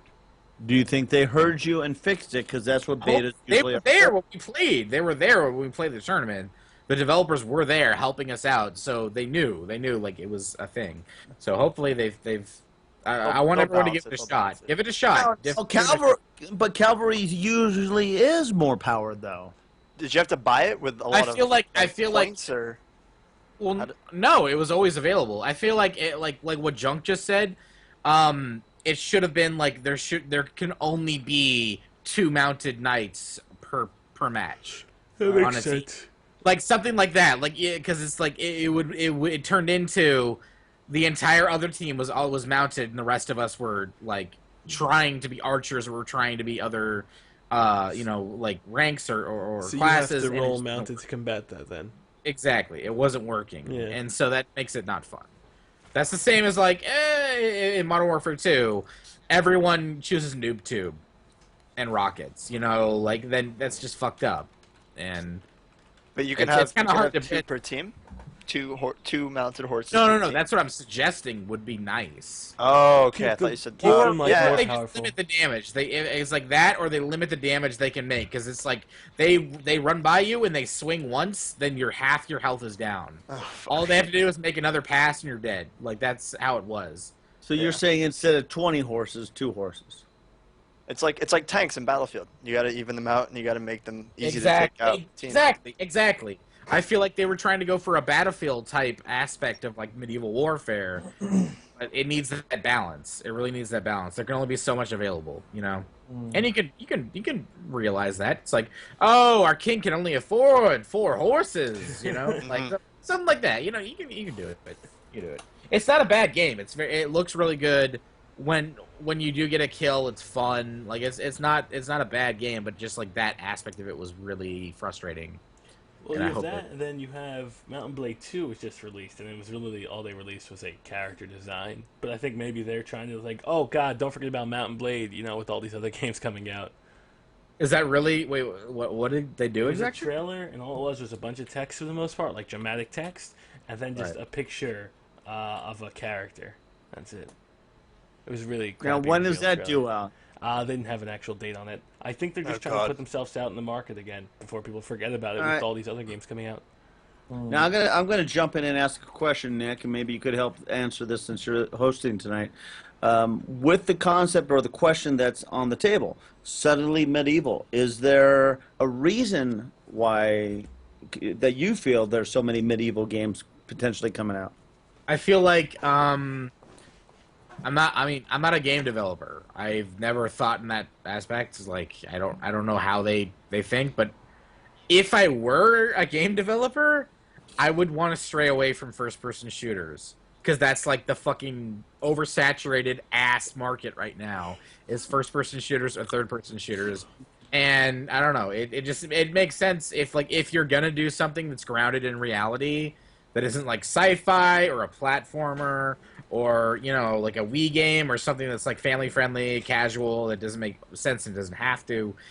You would want to go back to a time where that hasn't been explored as much in a context of like chivalry. The only game I can really compare that to is Pirates, Vikings, and Knights, and that game is fucking goofy as shit. And it's a mod too. It's not even a real game. World War II is done and finished. They've done so much of World I War think II. bring World War II back. I mean, bring back. I would like to. No, they're still doing the Company of Heroes too. We It's have coming that. out. I'm really excited for that. I'm done with But, modern. It's all we've been fed the last 5-6 years have been Exactly. modern.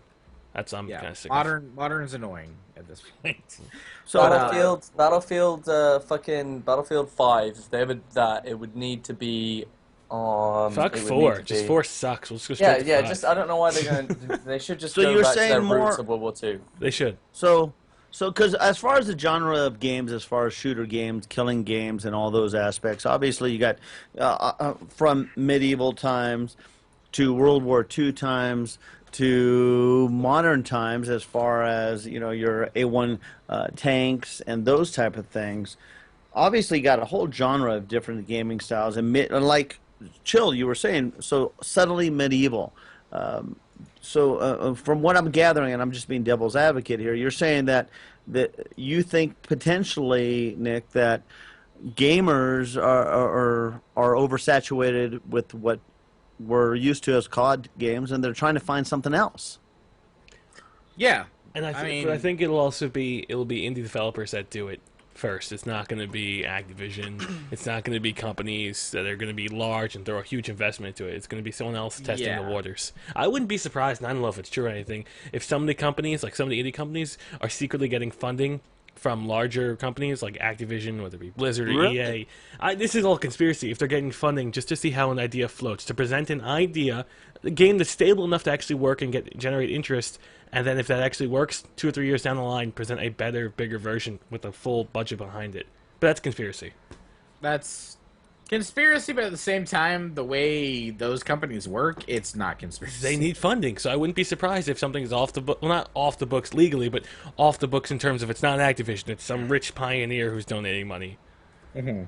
I don't know. They probably have scouts. They probably have scouts in the looking at smaller game developers and going like, this game's pretty good. Let's copy it and make it better. With our enormous team, we can make it in half the time and twice as high, quality. So I wouldn't be surprised. That makes sense. It's kind of the same deal as like independent film. Mm-hmm. Like independent film, when you're making one, all you do is go and ask for people for money. You go to parties, you ask everyone you meet there, hey, you ever wanted to invest in a film? Like, that's kind of the thing. And I feel like maybe indie developers now that the gaming, like the video games is like a profitable, like one of the most profitable industries in the world, that now it's come to the time that where indie developers can go to like they get invited to some big like to do, and they can go up to someone from Activision and be like, this is my game, would you like to fund it? Like that's kind of the thing. Like, it doesn't have to be, you don't have to sponsor it with the Activision logo, but if you personally would like to sponsor this game or fund it, like, I feel like that might be the thing. Because Chivalry, it looks so good. Like, it's really polished. It's really, really polished. But when you go on their site and their fundraiser, it's like, all they talk about is like, there's 2 dudes working on this, or there's 3 dudes working on this. It's really the small. site has the very indie feel to it. The Kickstarter going up, the hey, you can play here, you can buy it right now with PayPal. It's got the very small town feeling to it. Exactly. And it's like they never approached us, which is weird. Like, they never approached YouTubers to do this, and that's like one of the things that people do now when they're trying to promote their game, is they approach YouTubers and we're like, would you like to play this during the stream? Would you like to do like this is our game?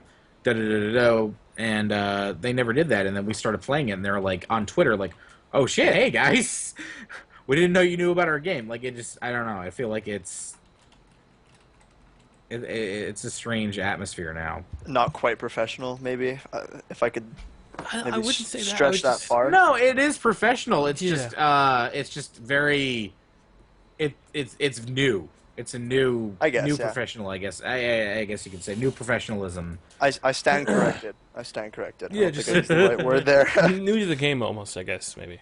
Yeah. Different way to go about things, which is nice, because as long as these are the kind of companies that are going to push the industry forward, that's awesome, because these are the companies that are doing something different. Exactly, like the people that made Fez, and just like the point and click adventures like Amnesia and shit like that. Like, I want more games like that.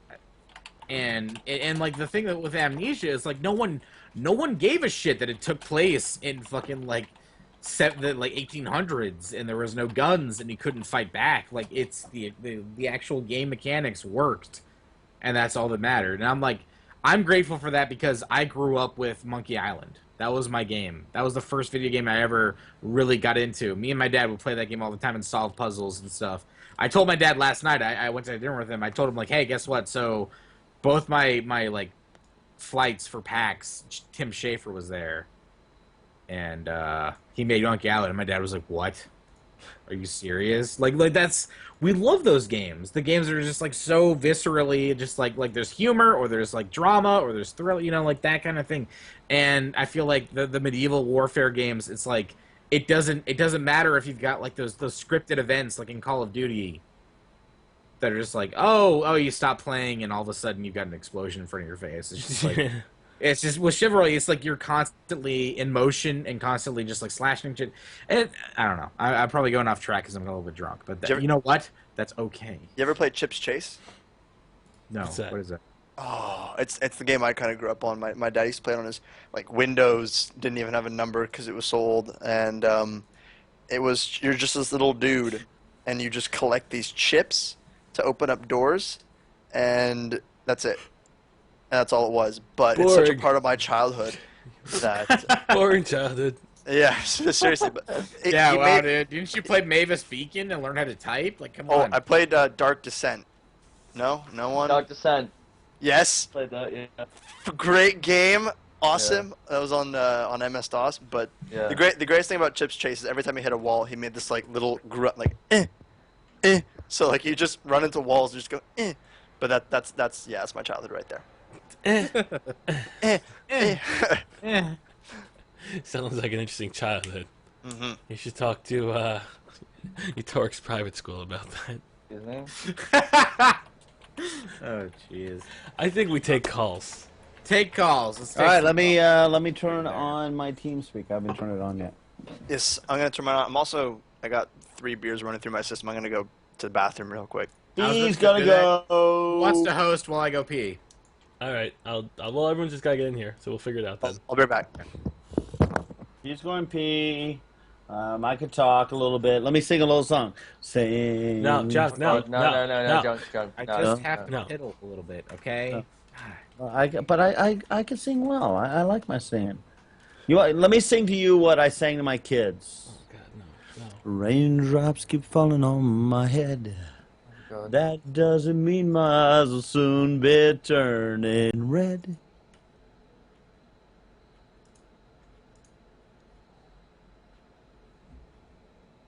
Did we lose any viewers? I had you muted for the 10 seconds. Oh, you did? I had everything muted. I just shut down everything. So nobody heard me? No one heard you. Oh, you're such a dick. I guess so. They might have enjoyed my singing. No. Yeah, they might have. But if you are interested in joining up on TeamSpeak, we're going to probably take calls for half an hour. The TeamSpeak server IP is on the bottom of the screen to your left. You can find that, type it in TeamSpeak, and then hop on down to the callers waiting channel. We randomly pull people up, move them to our channel, interrogate them for the whatnot. And put me in the goddamn call in the room, dick. All right. Wow. You're so angry. Yeah, calm down. Just go. Junk. I was singing. I'm putting you down to the callers waiting channel. I'm singing the songs I sang to my children. Good luck, Junk. I'll get you down, Dick. Addiction, don't worry. I feel You gotta put me in that room. No, I got you in the right room, Junk. Don't worry. Oh, I'm poof by the way. Oh, you got me in the freaking wrong room, you dumbass. Put me in the correct room. No, it's the best room. Are they talking to you, Junk? Yes, they're screaming. I can't think in this room. Put me in the other freaking room. Okay, all right, you're in the room. I'm gonna go down there. See what's going on. I want to go listen to what they're saying. Chilled. Hi. Oh my God. You leave. Yeah, you don't go in that room, dude. I was just testing some things. Don't go in that I room. was just testing some things. We're gonna That's like a horror. I want to see what it's like. Go in that room. You don't want to go in there. Should I? Should I just try it? All right, if you want to. Utorak's still in there. Why is Utorak in there? Utorak's gluttony for punishment. You should put Diction in there. Just leave him in there. When he comes back, right. it's gonna be. I'm bringing you guys back because we gotta set up the mics. Get me back! Get me back! Oh, shit. Good! I know. Is that room scary or freaking what? I gotta get my my microphone set up here. Ooh. Do you not know how to work the microphone? Poof. Who's that? That's me. It's me. Hi. You're Poof? I'm Poof. Yeah, it's my kind of my nickname. My Is that what your girlfriend calls you or no? no, it's my Minecraft. Like thank God. I don't know how. Oh, Poof. Poofy poo. I like woof Sounds so adorable. I like woof. I'm gonna call you woof from now on. I'm gonna mute the Skype. We're gonna go through TeamSpeak. How do I get my mic to work? Oh no. I'll tell you. Go to settings, sorry. Okay, get rid of that. Then go to options, and then go to capture and capture device. And make sure it's on the same thing. And then put it on voice activation or push to talk, but not continuous transmission. Alright, is this working now? You dude. Yeah, we can hear you. Hello. Utorak, you got to go ahead and turn off your mic on Spike. No, I Spike? I fixed it. You just. Yeah, I was just telling. I was instructing. Oh, he's talking now. It took me 2 weeks to figure out how to do push the spike. What? There he is. Wait, are you talking? Push the spike. Push the talk. Poof Holy poof. shit! Is the wine kicking in? Poof poof. You there, Poofy? Diction, do you feel better? I feel relieved. You look in better. my urinary tract area. You look a lot better. I don't know if Poof Poof knows how to work it. I'm not on camera. What are you talking about? It's a visual. It's I'm helping the viewers or the listeners to give us a visual. Even though you're not on camera, I'm assisting in that concept. We're still trying to get his Poof Poof. his mic to work. Oh, poof poof, woof poof. Poof Poof. Can you just elaborate with me, Nick? Just go with the flow, buddy. I can't go with the flow because I don't know what the flow is. The flow is urine. That's the flow. Ew. The flow is definitely urine. Alright, Poof Poof. How did he get? I could still hear him. That's because you're in the Skype call. You didn't mute the Skype call. Oh, why? It just muted Skype. Yeah, you muted yourself on Skype. Oh, yeah, but you can't hear me on Skype. You No, hear 'cause me I through muted, TeamSpeak. Well, I muted everything because I'm a god. Yes, you are.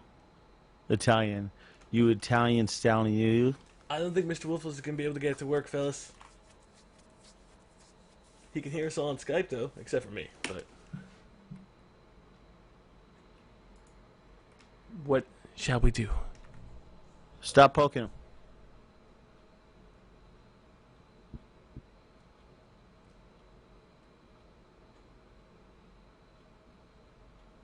I don't know what he's saying. I don't know what you're saying, Mr. Wolfels. Press space to talk, and I can hear myself. Okay, you're on away though. You see your icon? Yeah. How do I? Yeah. How do I change? Click on the top left underneath connections, and then click it once, and it should go away. What's up, bitches? You're an idiot. Is that what the problem was? Okay. Okay, I think mute it's your working now. Skypes. Mute your Skypes, everybody. Already done. Everybody, yeah. If you're gonna come on the call, please mute your Skype. I think we're good. But I keep on going to away. Why do I keep on going away? It's like online. Oh wait. why do you keep not team speaking? That's what I want to know. I'm pulling something All in right. here. Okay. Wolfless, mute your Skype, please. Dark Soul 9669. What's going on? Where are you from? How old are you? That comes later. Hey, How old are you? That's sorry, creepy. I have to mute the How stream. old are you? I was in here before. How old are you? How old is he? 16. Why do we care how old he That's is? too young. I'm sorry. What color panties are you wearing? No, no. Let's not Too go there. much. Anyway, what kind of question do you have for us? Is it a good question, a bad question, a weird question? I think it's a good question. All right, cool. Shoot. A lot better than the one that I asked last time. What is a game that really changed the way you looked at like other video games? Ooh, that is a good question. That's a very good question. I would like to answer first, if that's yeah. okay, sir. Go ahead. Go ahead. I'm going to say, without a doubt, Heavy Rain. It made me realize that Yes. you can depict one hell of an emotional story in in video games as its medium, and really just sail with it. You don't even have to push any real buttons. You don't have to be in the action 24/7. The context-sensitive buttons do work, especially when telling such a driven narrative like Heavy Rain. And that focusing on character development and focusing on the voices and focusing on personalities is much more important than any Michael Bay explosion. Now with That- Heavy Rain, always true. Always true. Fuck never Armageddon. Played it.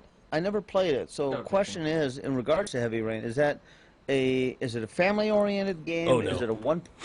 No. You No. should- No. One thing I'd like to say about Heavy Rain, the voice acting is fucking terrible. No, you're wrong. Yeah, the voice acting is Not a bunch for of everyone. French people. Most of the people suck. It's terrible. I honestly... That's the only thing that pissed me about that game. I said the first thing, too, when I first listened to it. When I was first listening to the voice acting, I'm like, this is god-awful. The voice acting is horrible. But the minute you let the characters' personalities, like, develop and really, like, you let that character have that voice, I think they nail it. I think the voices fit the characters perfectly once they start. Norman Jaden. Norman I Jaden. think it's personal preference. Like, it just annoyed me throughout the entire thing. It kind of like interrupted the game for me. It really could be. At some points, yeah. In the beginning, I definitely felt like the voices were out of place, but literally through halfway on towards the ending, I'm like, these are the people. They did a great job casting it. So it just could be personal preference. I would have to say that I've recently played The Walking Dead, and that is my game, but this exact same answer as what Chilled just said. The Walking Dead is amazing, and how immersive it is, and the different ways you can take a story, and how you don't have to be holding a gun, or you don't have to be like in first person to play a game and experience it and enjoy it to its full extent. The Walking Dead is like, it does everything that you want it to do, and it's an awesome story, and the character development and your choices that you make, it's a fantastic game, and it looks really cool because it's like that comic book style art, so that would be my game to answer the question with. For me, I had two different games that did that to me in different aspects. I'm not going to take up too much time here. Katamari Damacy made me realize that was before Minecraft, way before Minecraft. It made me realize that graphics don't fucking mean shit, and the gameplay is all that matters sometimes. And the music too, but the Katamari Damacy is an incredible puzzle game, and it's really fun. And when I first played that, I was like, holy shit, Japanese people know what they're doing. And then I got scared. And then I played Shadow of the Colossus, and that game changed my mind about video games forever, and it will never be changed. Ducks. I never played that game. That's a shame. That's a shame. They have an HD collection with Eco and Shadow of the Colossus from the same developers in one game, or one package or whatever. I started playing it. It's really worth going back to. And if you've never played it, it's worth checking out. I apologize for my ignorance, but isn't that PS3 only, or? The HD collection is PS3 only. Yes. That's Okay. unfortunate. Yeah, I don't own a PS3. It's a shame. I would say Half-Life 2, by the way. I'm just go out there and say that. I'm really into dystopian fictions. We were talking about that tonight, and I don't think I have Half-Life 2 Team Deathmatch, but I don't think I have Half-Life 2, so I got to look into that. The thing about Half-Life 2 is it does something that a lot of video games don't really seem to do that well, that novels tend to do, and it tells a story inside an environment that you don't get all the information about, so you get this kind of curious interest in what's going on around you, but you don't really get the hard facts at all during Half-Life 2, Half-Life 2 Episode 1 or Episode 2. That's what I really liked about it. So you're left questioning. You're like, why are they there? Like, what's going on? And I find that just extremely, extremely interesting, and that's why I enjoyed Half-Life 2 so much. I would like that, but in a different environment. I think if you're going to give me a game, because I personally, I'm not the biggest fan of Half-Life, but if you're going to give me a game, yeah, we know. We know. You're dead to me. BioShock. With that kind of agree. BioShock I think does it well, but with that kind of dystopian environment where you're left with questions, I don't think a heavy FPS, heavy action-oriented FPS is going to sell me on it.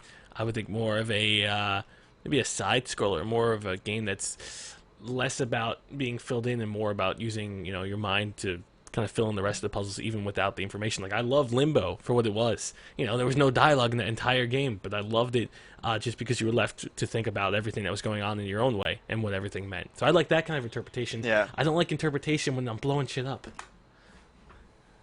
That's the thing about Half-Life, though. You get the thrill of first person, but it's not even the actual combat isn't even part of the story, and if you know what I mean. Like, there are a lot of side stories and things going around the actual killing and blowing up that you get interested in what's going on, and you ask the questions of, like, how much is actually known by the other characters, and why doesn't Gordon Freeman know all the answers, and who's the G-Man, and what's going on. And I find that cool. Anyways, yeah. I respect your opinion, but I don't share it. Fair enough. In order to, can I just answer my own question, I guess? I mean, if you Like, If it pleases for you. me, like the game that really changed the way that I looked at a lot of them, it was two. Like, I guess Heavy Rain would be one of them, and then The Elder Scrolls 4, because that really changed the way I looked at RPGs. And Heavy Rain, I've never even played, but I just watched playthroughs, and that I still got like attached to the story and got really into it when I wasn't even playing it at all. It's emotional, man. It's emotional. Catherine's up there, I think, and as then- well. That's another game that completely misses the box that a lot of companies try and aim for, and just aims for something else and aims outside of it. And I think it nails it, Catherine. Catherine? Yeah. I've been getting sucked into the last episodes that you've been posting. It Like, just the takes a beginning dramatic didn't turn. really do much, but then right at the end, it seems like it really picked up. I have to record more, or people will kill me. I've been meaning to play that game. Well, if you do, don't be a floozy, because I was a floozy. Be a good person. Be truthful to your love. Otherwise, bad shit happens. Oh no, it's definitely I remember I played the first level and like the choices that you make when you get like the confession room, like you pull one little thing. Be a good That's, like, person. yeah, I'll be honest to like what I am, you know. I was half-half. Sometimes, during the beginning, I was really honest with my answers, but then towards the end, I realized, okay, I'm kind of shooting for something, and I was lying to myself. I was legitimately lying to myself, and then, just whatever I am, I am. I'm almost done, but it's fun. I have to lie to myself. But thank you, Dark Soul, for the question. I had Good a second topics. question. Oh, That was a great question. you had a second question? Yeah, I mean, it Thank sort of you. ties in with the first one. Like, what's your sort of, I guess, I'm trying to think of what it would be. It's not genre, but like a side-scroller or a first-person or third-person shooter, or like just a first or third-person game. Which is your favorite? Like, I guess, like, It depends. perception-wise. Because for me, it's side-scroller. It honestly depends on the type of game. If we're playing like shooting action game, I kind of want to go first person or third person. If we're going like adventure, I kind of want to go side scroller. If we're going something that involves a lot of micro and macro, I kind of want to go top down. So I like them all, but each one I think suits the category. I honestly don't know how to answer that question. Mostly Hey. bears. Just mostly bears. Bears. If there's any stories including bears, then that's all that matters, right? No, Junk. No! You should know Okay. that. You live in Colorado. We have bears here in Colorado. Exactly. All right, Dark Soul 6669. 9669. Oh, shut up. I know Dyslexia. numbers. Fuck you. Thank you for calling in. You're welcome. And goodbye. Bye bye. Bears are sexy. I always Okay, find that okay, TeamSpeak is okay, kind of okay. awkward That's a with little. Wait. Does your daughter think they're sexy? I'm not going there. Can Next you ask caller, her? please. Wait, can you Next call her right now caller. and ask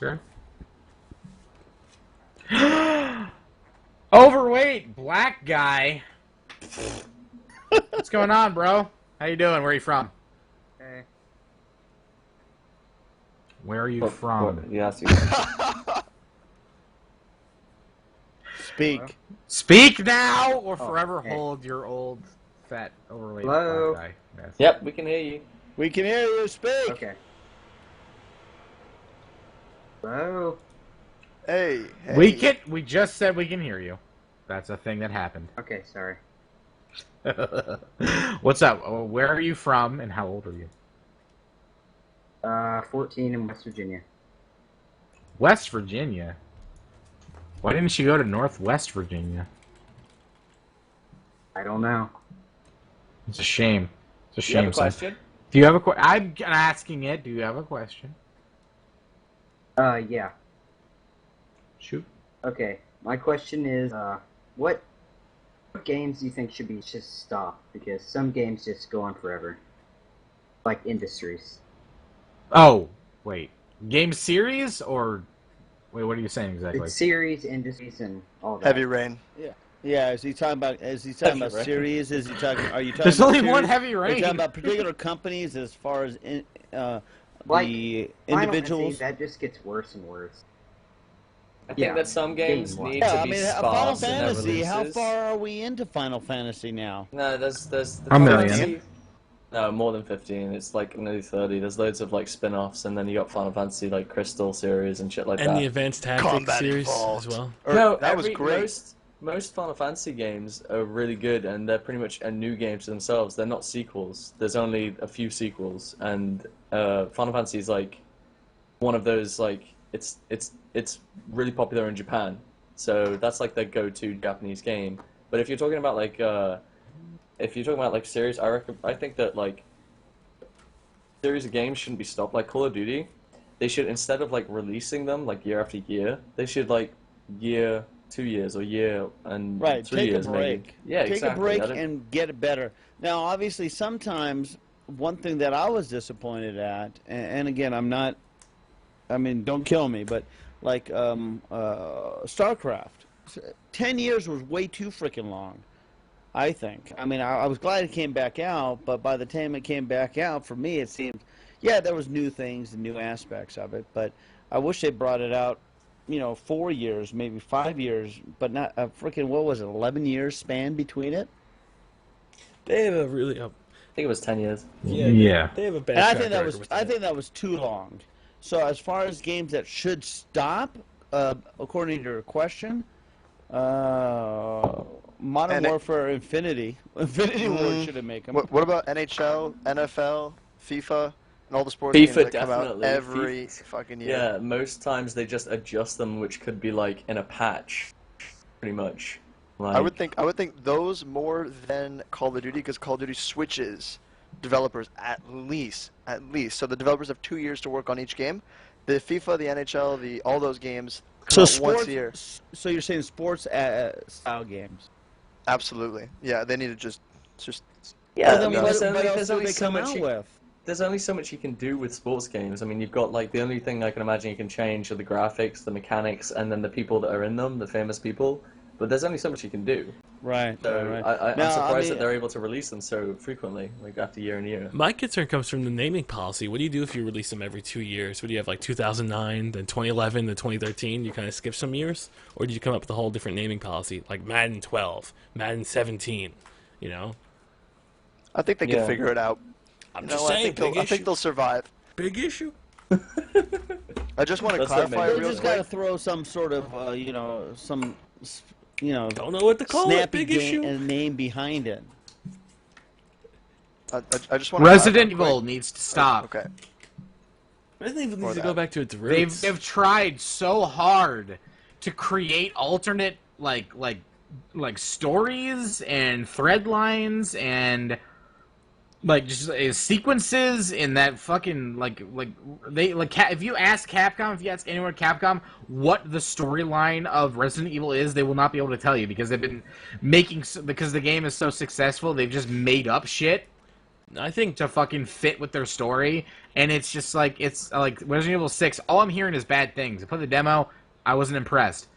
I feel like they need to put that to rest. They really do. The only thing really do. Resident Evil needs to kind of get the hard on away from Resident Evil 4 and how great that game was, and stop trying to replicate that in every successor game. They need to re-scrap that idea. Forget Resident Evil 4 ever existed. Yeah, it was great, but now you've tried to remake it, 4 different times now? No, move on to something different. And yeah, with Resident Evil 6, I don't get having 3 different stories inside the game, and each story controls differently. I didn't want that. I really liked the first one where it was focused on, God, I forgot who it was. It's the guy and chick. It wasn't Jake and Sherry. It was Leon and Helen, I think. And it was focused more on the horror element. I wanted that one. That one was fun. And I was very upset when that ended. And then they put me in these 2 action-packed sequences. I'm like, no, stop. I didn't enjoy Resident Evil 5 that much. 4 was good because 4 still had a horror element, but they're trying to do like this over the top. Like I feel like I was playing Gears of War in Resident Evil. Exactly. Yeah, I agree. I wasn't scared. I always had my friend there sitting next to me, and he had my back. Yeah, I mean, same with Sick. They're not doing a horror game. They're doing a Michael Bay game. And fuck you, Utorak. Michael Bay is a shit. He's a shit. He's a shit. Okay, I'm not so anal with I don't know directors. I don't know a few, so you could shut the fuck up. But what I was gonna say is the people that are doing it right, guys that are running Dead Space. Dead Space 1, Dead Space 2, fantastically scary. Jump scares are awesome. I imagine Dead Space 3 is just gonna be insane. And like Resident Evil, like it's zombies. Resident Evil 5 was like a overly fucking muscled dude and some chick, and you're fighting a bunch of black guy African You're zombie beating dudes, and, Africans to death. Yeah, and it's like they're not really zombies. They're just like they have like some sort of aggression issue. It seems most of the time. I'm not afraid of this. I'm a man. And then like from what I've seen about Resi 6, like that looks shit. It looks like it's like what the fuck is this? What happened to the roots of Resident Evil 2 and 1? Like Leon. Yeah, You no, know? I Like, fucking agree. shotgun and zombies and shit. Resident Evil 6 had, from what the demo at least, I couldn't follow. I mean, it's a demo, but the story made no sense from where it was going. You know, all of a sudden, you have 3 different people doing ridiculous things, and it wasn't scary. The only good, you had a bit of suspense in one of the playthroughs, because there's 3 different stories, but the other 2 was like, why is this even here? Give me an alternate reality, an alternate timeline? No, this is silly. Yeah, I agree. Re-scrap, redo. And Capcom's got its own issues, like re-releasing games like 7 times over for every single game they make. Like, oh, we It's made because this. they can't think of good new like ideas for games, and there's a bunch of like indie developers out there coming up with awesome ideas and shit, and like these huge conglomerates are just like fapping out like recycled garbage, and it's like, what are you doing? I'm like, sorry, you're losing fans. How many times has Marvel vs. Capcom been released? Like a Super Edition, Super Edition, Super Deluxe Awesome Edition, Street Fighter 4XXX Turbo. It's ridiculous. The Naruto games. Didn't even bother. That I didn't even know they That's were a under thing? Capcom. Okay, let me read it out. Shonen Jump Naruto Shippuden Ultimate Ninja Storm Generations, and then I have the second one of that, and it's the same title but with a 2 on the end. Was that by Capcom? Bandai. Oh, okay, so at least it's not. I want to Capcom fart in then. their mouths. But yeah, Capcom, they just released the same things, like with a couple extra characters and called, hey, it's a new sequel. They need to get their act together, because when they release original IPs, they're usually really good. It makes me sad. Yeah. But we have to kill you, sir, overweight black guy. We have to kill you. It has to happen. I'm sorry. Resident Evil 5 style. We're killing it like they killed the franchise. And he's gone. I I think we're gonna go with Jesus Loves You. Okay. Jesus loves you. You're on ChronoCast. What's going on? Where are you from, and how old are you? I'm from Wisconsin, and I'm 13. You sound like wow, you're 26. you sound older than me. Yeah. Yeah, you sound older than me. I sound like a prepubescent girl next to you. Because you are a You prepubescent are, girl. yeah. Can I touch your like clean vagina? Yes. Not Do you have a you, question? Jesus. We Okay, don't- wow, dude. Oh, my So- question. What kind of question you got? Oh, what kind of music do you like? Really? That's an alright one. Really? No one's really asked that. It's such a generic question. It doesn't though. matter though. I'm sure he's curious. I like music that gets my my foot stomping. I like rave party music. Okay, that's as generic as the question that was asked. I was gonna say that's a really generic answer. I understand that answer. Junkyard, I got your back. That's what I was going for. Unlike dance I got music. your back. I got your back. I completely concur with that answer. Any music that makes me happy. There you go. That's Okay, now I that's don't- mu- yeah, okay, now I'm I gonna just throw don't that like you. because again, I've been listening to music since the 30s. So with that said, musics that I could actually run with is I love 70s music. I actually listened to AM Gold 1970 series, the whole series from 71 to 79, as well as classic rock and roll. But as far as today's music, alternative adult, I do linger towards that type of musical aspect. That's cool. Junk's old. That's all I took from that. Yeah, I didn't want to be mean and call him old. That's all I took from that. We do that for He's you. old. It's all good. He's old. I am old, but well, screw you guys. I'm done. And Having, anytime you want to sing "Great Gig in the Sky" with me, Junk, I'm down. Oh my God. Excellent, honey. Will you give me my pens? I leaked over here.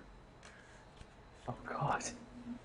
They call me Oh, old. I jeez. was just going with the program. God damn it, Junk. What we're gonna Jesus, I'm glad you love us, but I think we're gonna move on to a different All right. caller. I actually have a question for Diction. Okay. What are your thoughts on Operation Flashpoint Dragon Rising? You did It was fun while it lasted. Alright. Sweet. That's about it, really. That's what she said. Okay, bye. Thank you. I killed him in silence. Next one. My daughter came downstairs and started crying. You're a good dad, Joe. You're a good dad. I told her to get the hell out. Get a new guy. Get a girl. Get a girl. I Ooh, got Dr. Dr. Pepper. Pepper. Oh, like, I wow. love Dr. Pepper. Hello. You know what? There's a Hello. song that goes with that, and I'm gonna sing it. I don't care what you say. I Holy drink crap! Dr. Like my Pepper, ears are don't you bleeding know? just to... Good. Bleed more. Bleed more. I love it when we do that. What happened to What's Junk? your name? Where are you from? How old is Friggin' ChilledChaos, you're a dick. Junkyard. I love you. Thank you. Okay, my name is Rez, E-R-E-Z, and I'm from Texas.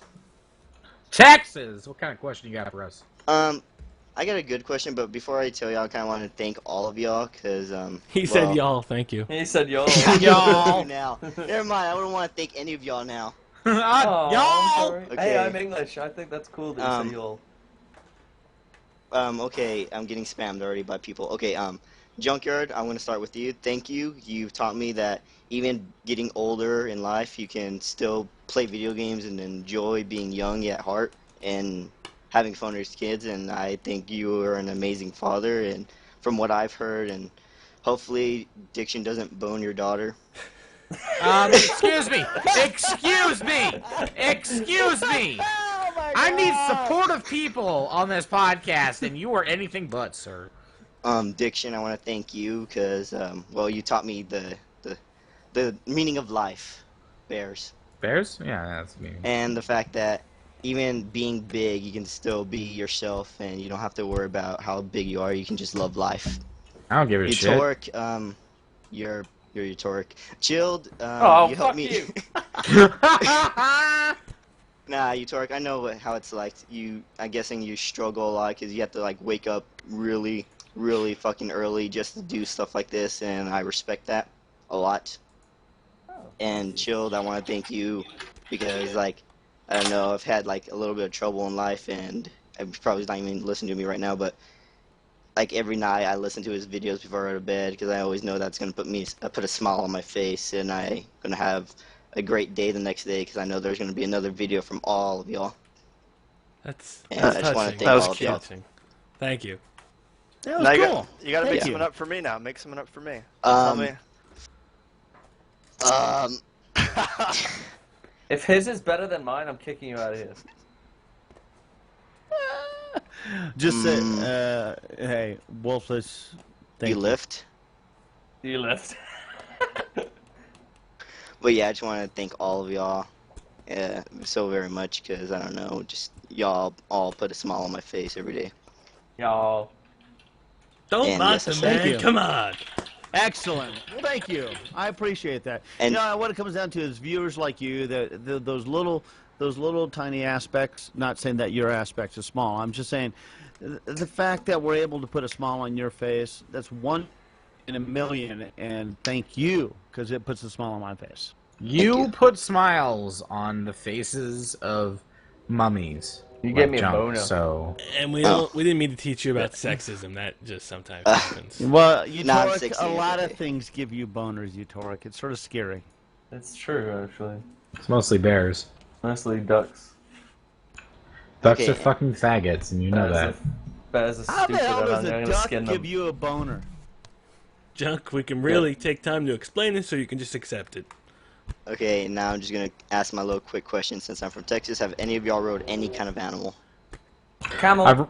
I've rode a horse. Horse. And Horse, my camel. when I was little, I tried to ride my Gordon setters, which are dogs, by the way. All right. okay. When I was okay, here's a good story. When I was a kid, we bred and raised Great Danes, and my parents they picked up and purchased a chariot that was pulled behind a Great Dane. And with that, I was a little kid. I was, 8, 9 at the time. And there was a weight limit, obviously, because a dog, a Great Dane, can't pull a grown man. So they threw me in the back of that Of course thing. it can. Okay, Shut up. And so with that, we were running around a track, and it was actually really cool. And then frickin' somebody brought a frickin' poodle onto the field, and my dog saw the poodle and decided to take a detour from going straight on the track, left field, ran after the damn poodle, and the dog and the chariot went wild, and the chariot flipped over. I flipped over, did a nice little roll, tuck and turn, and thus I survived. But the chariot did stop the dog because it was sideways, and there you go. Wow. Did the poodle die? Wow. Or did the poodle live? No, the poodle lived due to the fact that the chariot slowed down the dog because the dog got tired of dragging the chariot upside down towards the poodle. Like, I own my own horse, or not my own horse, my family owns a horse, and what's his name? His name is Stubborn, but we say it in Spanish, but I don't like saying it because it just sounds dumb and I mess up horribly. What does it sound like? I'm gonna embarrass myself, so I'm not gonna say I'm sorry, because I'm horrible when it comes to Spanish, and my family's all Spanish, and that really sucks. That's cool, dude. My family is all Christian, and I'm not Christian, so. My family's all overruling Catholic, and I hate the church. There you go. I'm religious. Hey, I'm here I for just the believe in poodle. my own I'm way. here for the poodle, not for any religious debates. What's the poodle name in your Spanish tongue? Poodle. I'm gonna call it the poodle. The horse. The horse. My bad. The way I think we're supposed to say is capricho or something like that. My mom always says it, but then I just ignore them and walk away because the horse gave me a tick on my you-know-what because I wore shorts when I rode it. So I kind of hate it, and it bucked me off too, so. What a bitch. Capriccio. But yeah. Speak more Italian, she'll spank that bitch. Well, thank you for the call, Dr. Pepper. Can you not kick me from the server because I'm a regular here? Kick from the server? Got it. I'll ban No. Good day. Yeah, what happens? Okay, so when you thank you. kick them, are they never allowed to come back in? Oh, it depends how I feel that day, Jug. Sometimes if I'm feeling kind of rowdy, I'll click ban for 10 hours. Sometimes if I'm feeling really mean, permanent ban. But usually I just kick them from the server. Have you done that? I have. Wow, you Remember really that day are. I was having a headache and a bad You're day? diabolical. Tyrant. Diabolical. I figure we get one or two more, then we wrap it up for tonight. Sounds good for me. It's getting a little late. My kid Gotta keeps go, coming down. gotta She go. wants to watch. Get a girl. I bought a zoo. I think that's a movie that came in from Netflix. Yeah, who No cares? girls. Listen. I'm trying to get a girl. Isn't that with okay. Ben Affleck? Matt Damon. They're the same people. You better be a Matt girl. Damon's in the movie. I'm fucking Girl, Matt go. Damon. Girl. Here we go. Girl. No. God damn it. Ah, sad face. Ugliest girl All right, ever. we need a girl. I can pretend to be a girl for you. I'll take it. Put it inside out, quick. Go for it. Ah, shit. Nah, do you have any questions? Actually, I do. I have two questions, both regarding you and Diction. Okay. We're not gay, if that's what we're going Yeah, just don't go there. Next question. Okay. I have a question aimed towards Chilled and Diction. I already said that regarding the Counter-Strike mod Jailbreak. for. Yes, Now man. you guys play it on Counter-Strike Global Offensive, launched quite a bit ago. Should be more popular than, and assuming in general, than the regular Counter-Strike source. Are you Now, trying to I make us go back to that Counter-Strike? Because I'm done with that Counter-Strike. That Counter-Strike sold my father to slavery. I refuse. It's done. Okay, I'm over it. Go or Souls? Source. Source. What was the actual question? I was just wondering if you guys were playing on low-populated servers because you were learning how to play the mod, really, and then going to populated servers later on whenever you figured out how it works. We were actually, it was I suggested a low populated server because when we play and we record, especially for Jailbreak, we kind of can't mute the population, otherwise then you don't know what the orders are given. So we wanted to pick a low population server simply for the fact that way we can actually communicate with people. The minute it floods up, we gotta leave because then people just yell into their mic. So we were picking makes sense. low pop ones on purpose to actually communicate and actually have fun versus getting yelled at. Yeah. That summed up my both questions, really. All right. Well, thank you for calling in. We use Alright, science thanks for having me. reasoning things. Science. Big up, Bill Nye science. Bill Nyance, if you will. No, you're ruining it.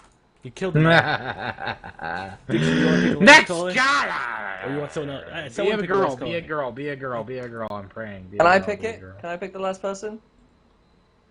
Please? I feel like Utorak knows girls better than you do, Chilled. Ah, that's true. So He has had better luck than you. Let me find. Oh snap! That was like a little dink, and I didn't mean it, but it actually worked out pretty good. You hurt my feelings. stop dinking. This one. Jill, you hurt my feelings all the time. Yeah, because you deserve it. Smiley pie face. Still love So you a girl? How old are you? Where are you from? I'm a guy. Damn it! Kick him! Kick him! Kick Kick him! Utorak, No, you no, failed. no, Keep he's him. in. Keep him. That's the last one. Can't do that, man. It's wrong. Sexist. All right, do you have a question that revolves around girls? Because we're dying here. No. Sausage. Fuck! First question. My question is, what was the best traveling experience you've had? Traveling Alaska. experience, huh? Dicks. You've traveled on dicks. For how long, sir? How long did you ride these dicks? What the hell? Traveling experience. Okay, as far as vacation, work-wise, is there any different? Are you looking for some different? I mean, obviously traveling, because for me, I've traveled work-wise, I've traveled vacation-wise, I've traveled, obviously, unfortunate, family tragedy-wise. So as far as, obviously, the best traveling was, usually going on vacation. Probably one of the funnest ones is going, well, there was two. One going down to New Orleans for a cruise down to the Caribbean. I mean, it was fun. And then also to the second time, not my first time, but the second time going to Disney World as far as the, down to, well, obviously the greatest place on earth. I think mine. I went to the Great Wall of China. I walked that for a bit. I climbed the Sydney Harbour Bridge. Went to the Sydney Opera House. What else? Cool things I've done. But you went on that. You went on that bridge that's like really high that looks over Sydney. Yeah. It's basically Holy just shit. a long bunch of stairs. That's all it really is. How high, that is like really high. Yeah, it's pretty high. It's pretty well. It was like it's over 10 years ago. I was that. What else did I? You need a They put a safety belt on you on that run, don't they? Yeah, you'll latch on like with like a safety like thingy to it. It's pretty much just like walking up like some seriously over like safety caution stairs. Pretty much, that's all it is. Just an awesome view. But yeah, I guess those two things were pretty cool. May I? That's all we keep hearing from friggin' Wolfless.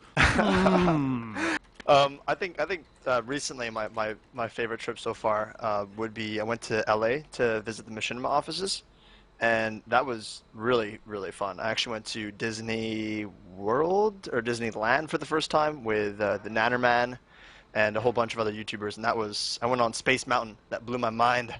That ride was crazy. Yeah, fun place. Yeah, that's it though. Well, that's fantastic. What was the question? I'm sorry. Diction. Oh my god. GG. What kind of exciting place have you traveled to? Oh, I already said Alaska. That was the first. I just shoved it off to you guys because Alaska is amazing. Aside from Sailor Palin. When you went to Alaska, did you see bears? No. I did see humpback whales breaching, school of orcas, seals, bald eagle, puffins, crabs, pretty much anything in wildlife you'd want to see in their natural habitat. I saw that in the 2 weeks I was there. Were you sad that you didn't see bears? That was before my love for bears came to fruition. So now, the next step is for you to travel to see bears? Sure. Yeah. Yeah. Why not? Yeah. Dicks. Okay. Yeah. Okay, well, I think we should wrap it up. Well, that's what I was thinking. But then Junk started grilling me about bears, and I just got personal, and I'm like, I don't want to talk about bears. Wow! Thank you, Wow, Smiley that My is Face. so loud. Diction. Holy shit! You popped my freaking eardrum. Every time you've Wow. opened up with like a Sorry. yell, it's I'm been sorry. hurting. I'm sorry. I didn't mean to. I didn't know my mic was that loud. Anyway, something to thank prove you, it. Smiley Pie Face. Thank you. You're very welcome. Good day. Good day, sir. You know this what has been sucks Chrono. is I see all these freaking blue lights and I can't hear fucking shit. You know what? Why don't you complain more, old man? This I has love been you. ChronoCast. I love you, Nick. October 2nd, 2017. Like I said before, I didn't forget because that's the year it is.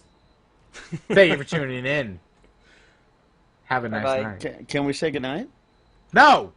Yeah, of course. Yeah, again. Bye, ChronoCast viewers. Bye from the future. Hey Bye from everybody, the past. this is Junkyard. This is Junkyard. We're all Needless fair, to say, Junk. We're all fair. keep gaming. I cut Who you are off, you? Junk. No, I'm Wow, kidding. you're a dick. No, Did you they cut can- me off? No, we're still alive. If I may, I feel like nobody knows who the fuck I am. I'm looking at the chat. There's like, who the fuck is this Wolfles guy? Do you mind if I like say what I do or something? Or Yeah, we sure. just- Go for it. Yeah, go for it. We probably should have done that in the beginning. I was just like, who the fuck is Poof Poof? Guys, my name is Mr. Wolfles. I do a show on Respawn called Passive Aggression. It's actually on my channel now. We win games of Call of Duty without killing. So that's kind of Wait, what that's we do. you? Yeah, that's me. Oh shit, I didn't know that. Yeah. I fucking love that show. It's fun. It's fun. And took a nice long break, but getting back into it now Wait a minute, you win games without winning? without killing. How the hell's that possible? You can win. Watch you can the win videos. games of domination without killing anybody. Just cap Yeah. the flags. And And they then you say just, like, really run mean around things. and teabag them and all that good stuff. So it's How the hell do you... So you teabag them while they're still living? well. The thing is, if you're near a flag, the enemy team can't capture it. So the whole point is you throw flashes and concussion grenades and smoke grenades, and you want to contest flags for as long as possible. And then if they do get it, you draw them off by making fun of them. You're teabagging them. You're running away. They got all flustered. They chase you, and then some guy goes on, captures the flag, and we win. Oh my god, I'm so excited. I got to jump into one of your games here, if you don't mind. One of the near futures. Each of my episode actually features a new guest. So we've had a whole I think I've done like 50 or 60 episodes, all with different YouTubers. So totally, hit that Dude, up. I would love to try that with you. So please, I'm throwing an invitation. Please invite me. Right on. It's actually hella fun. Like I won't do Modern Warfare 3 anymore because I rage quit theater mode in Modern Warfare 3. I can't stand it. But Black Ops, I'm definitely going to be doing a lot of that over the next couple of weeks. Well, I have Black Ops sitting right here. You got me on. I'm excited actually. That I did not know. I'm sorry I didn't know. I'm excited. I'm going to watch a handful of your videos and understand exactly a little bit more about it and jump into the program. My favorite episode I actually made 2 weeks ago was Passive Aggression Returns, and check that one out. I think it's probably That my one had a favorite crappy one. thumbnail, and you know it. What? Yeah, that was I saw the shit. thumbnail. I'm just having fun with the thumbnails. You know what I mean? I'm getting so bored. I'm just like, fuck it. I'm gonna just liquefy faces and do all this crazy Next stuff. time you put that thumbnail out to Twitter, I'm gonna rip it apart again. It's a Oh, goddamn thumbnail. I fixed that one with straight up knives his face. That one's actually. It turned out I changed it. I know the one you're talking about. I changed it. It looks a lot better now. Damn right it should. I was upset for you. Uh, But that is Mr. Wolfles. He does that. Again, if you're interested in checking out his channel, which is fun stuff. It's funny you can just beat people up without even trying. That's the idea behind it, at least. The funniest part is when they go, I wasn't even trying to capture the flag. I was just going for kills. You're just like, oh my god, facepalm. Goddamn kids. Well, I guess that's it, guys. That is it. But that's it. Yep. Thank you. End it. Tuning in. Bye, stream. End it.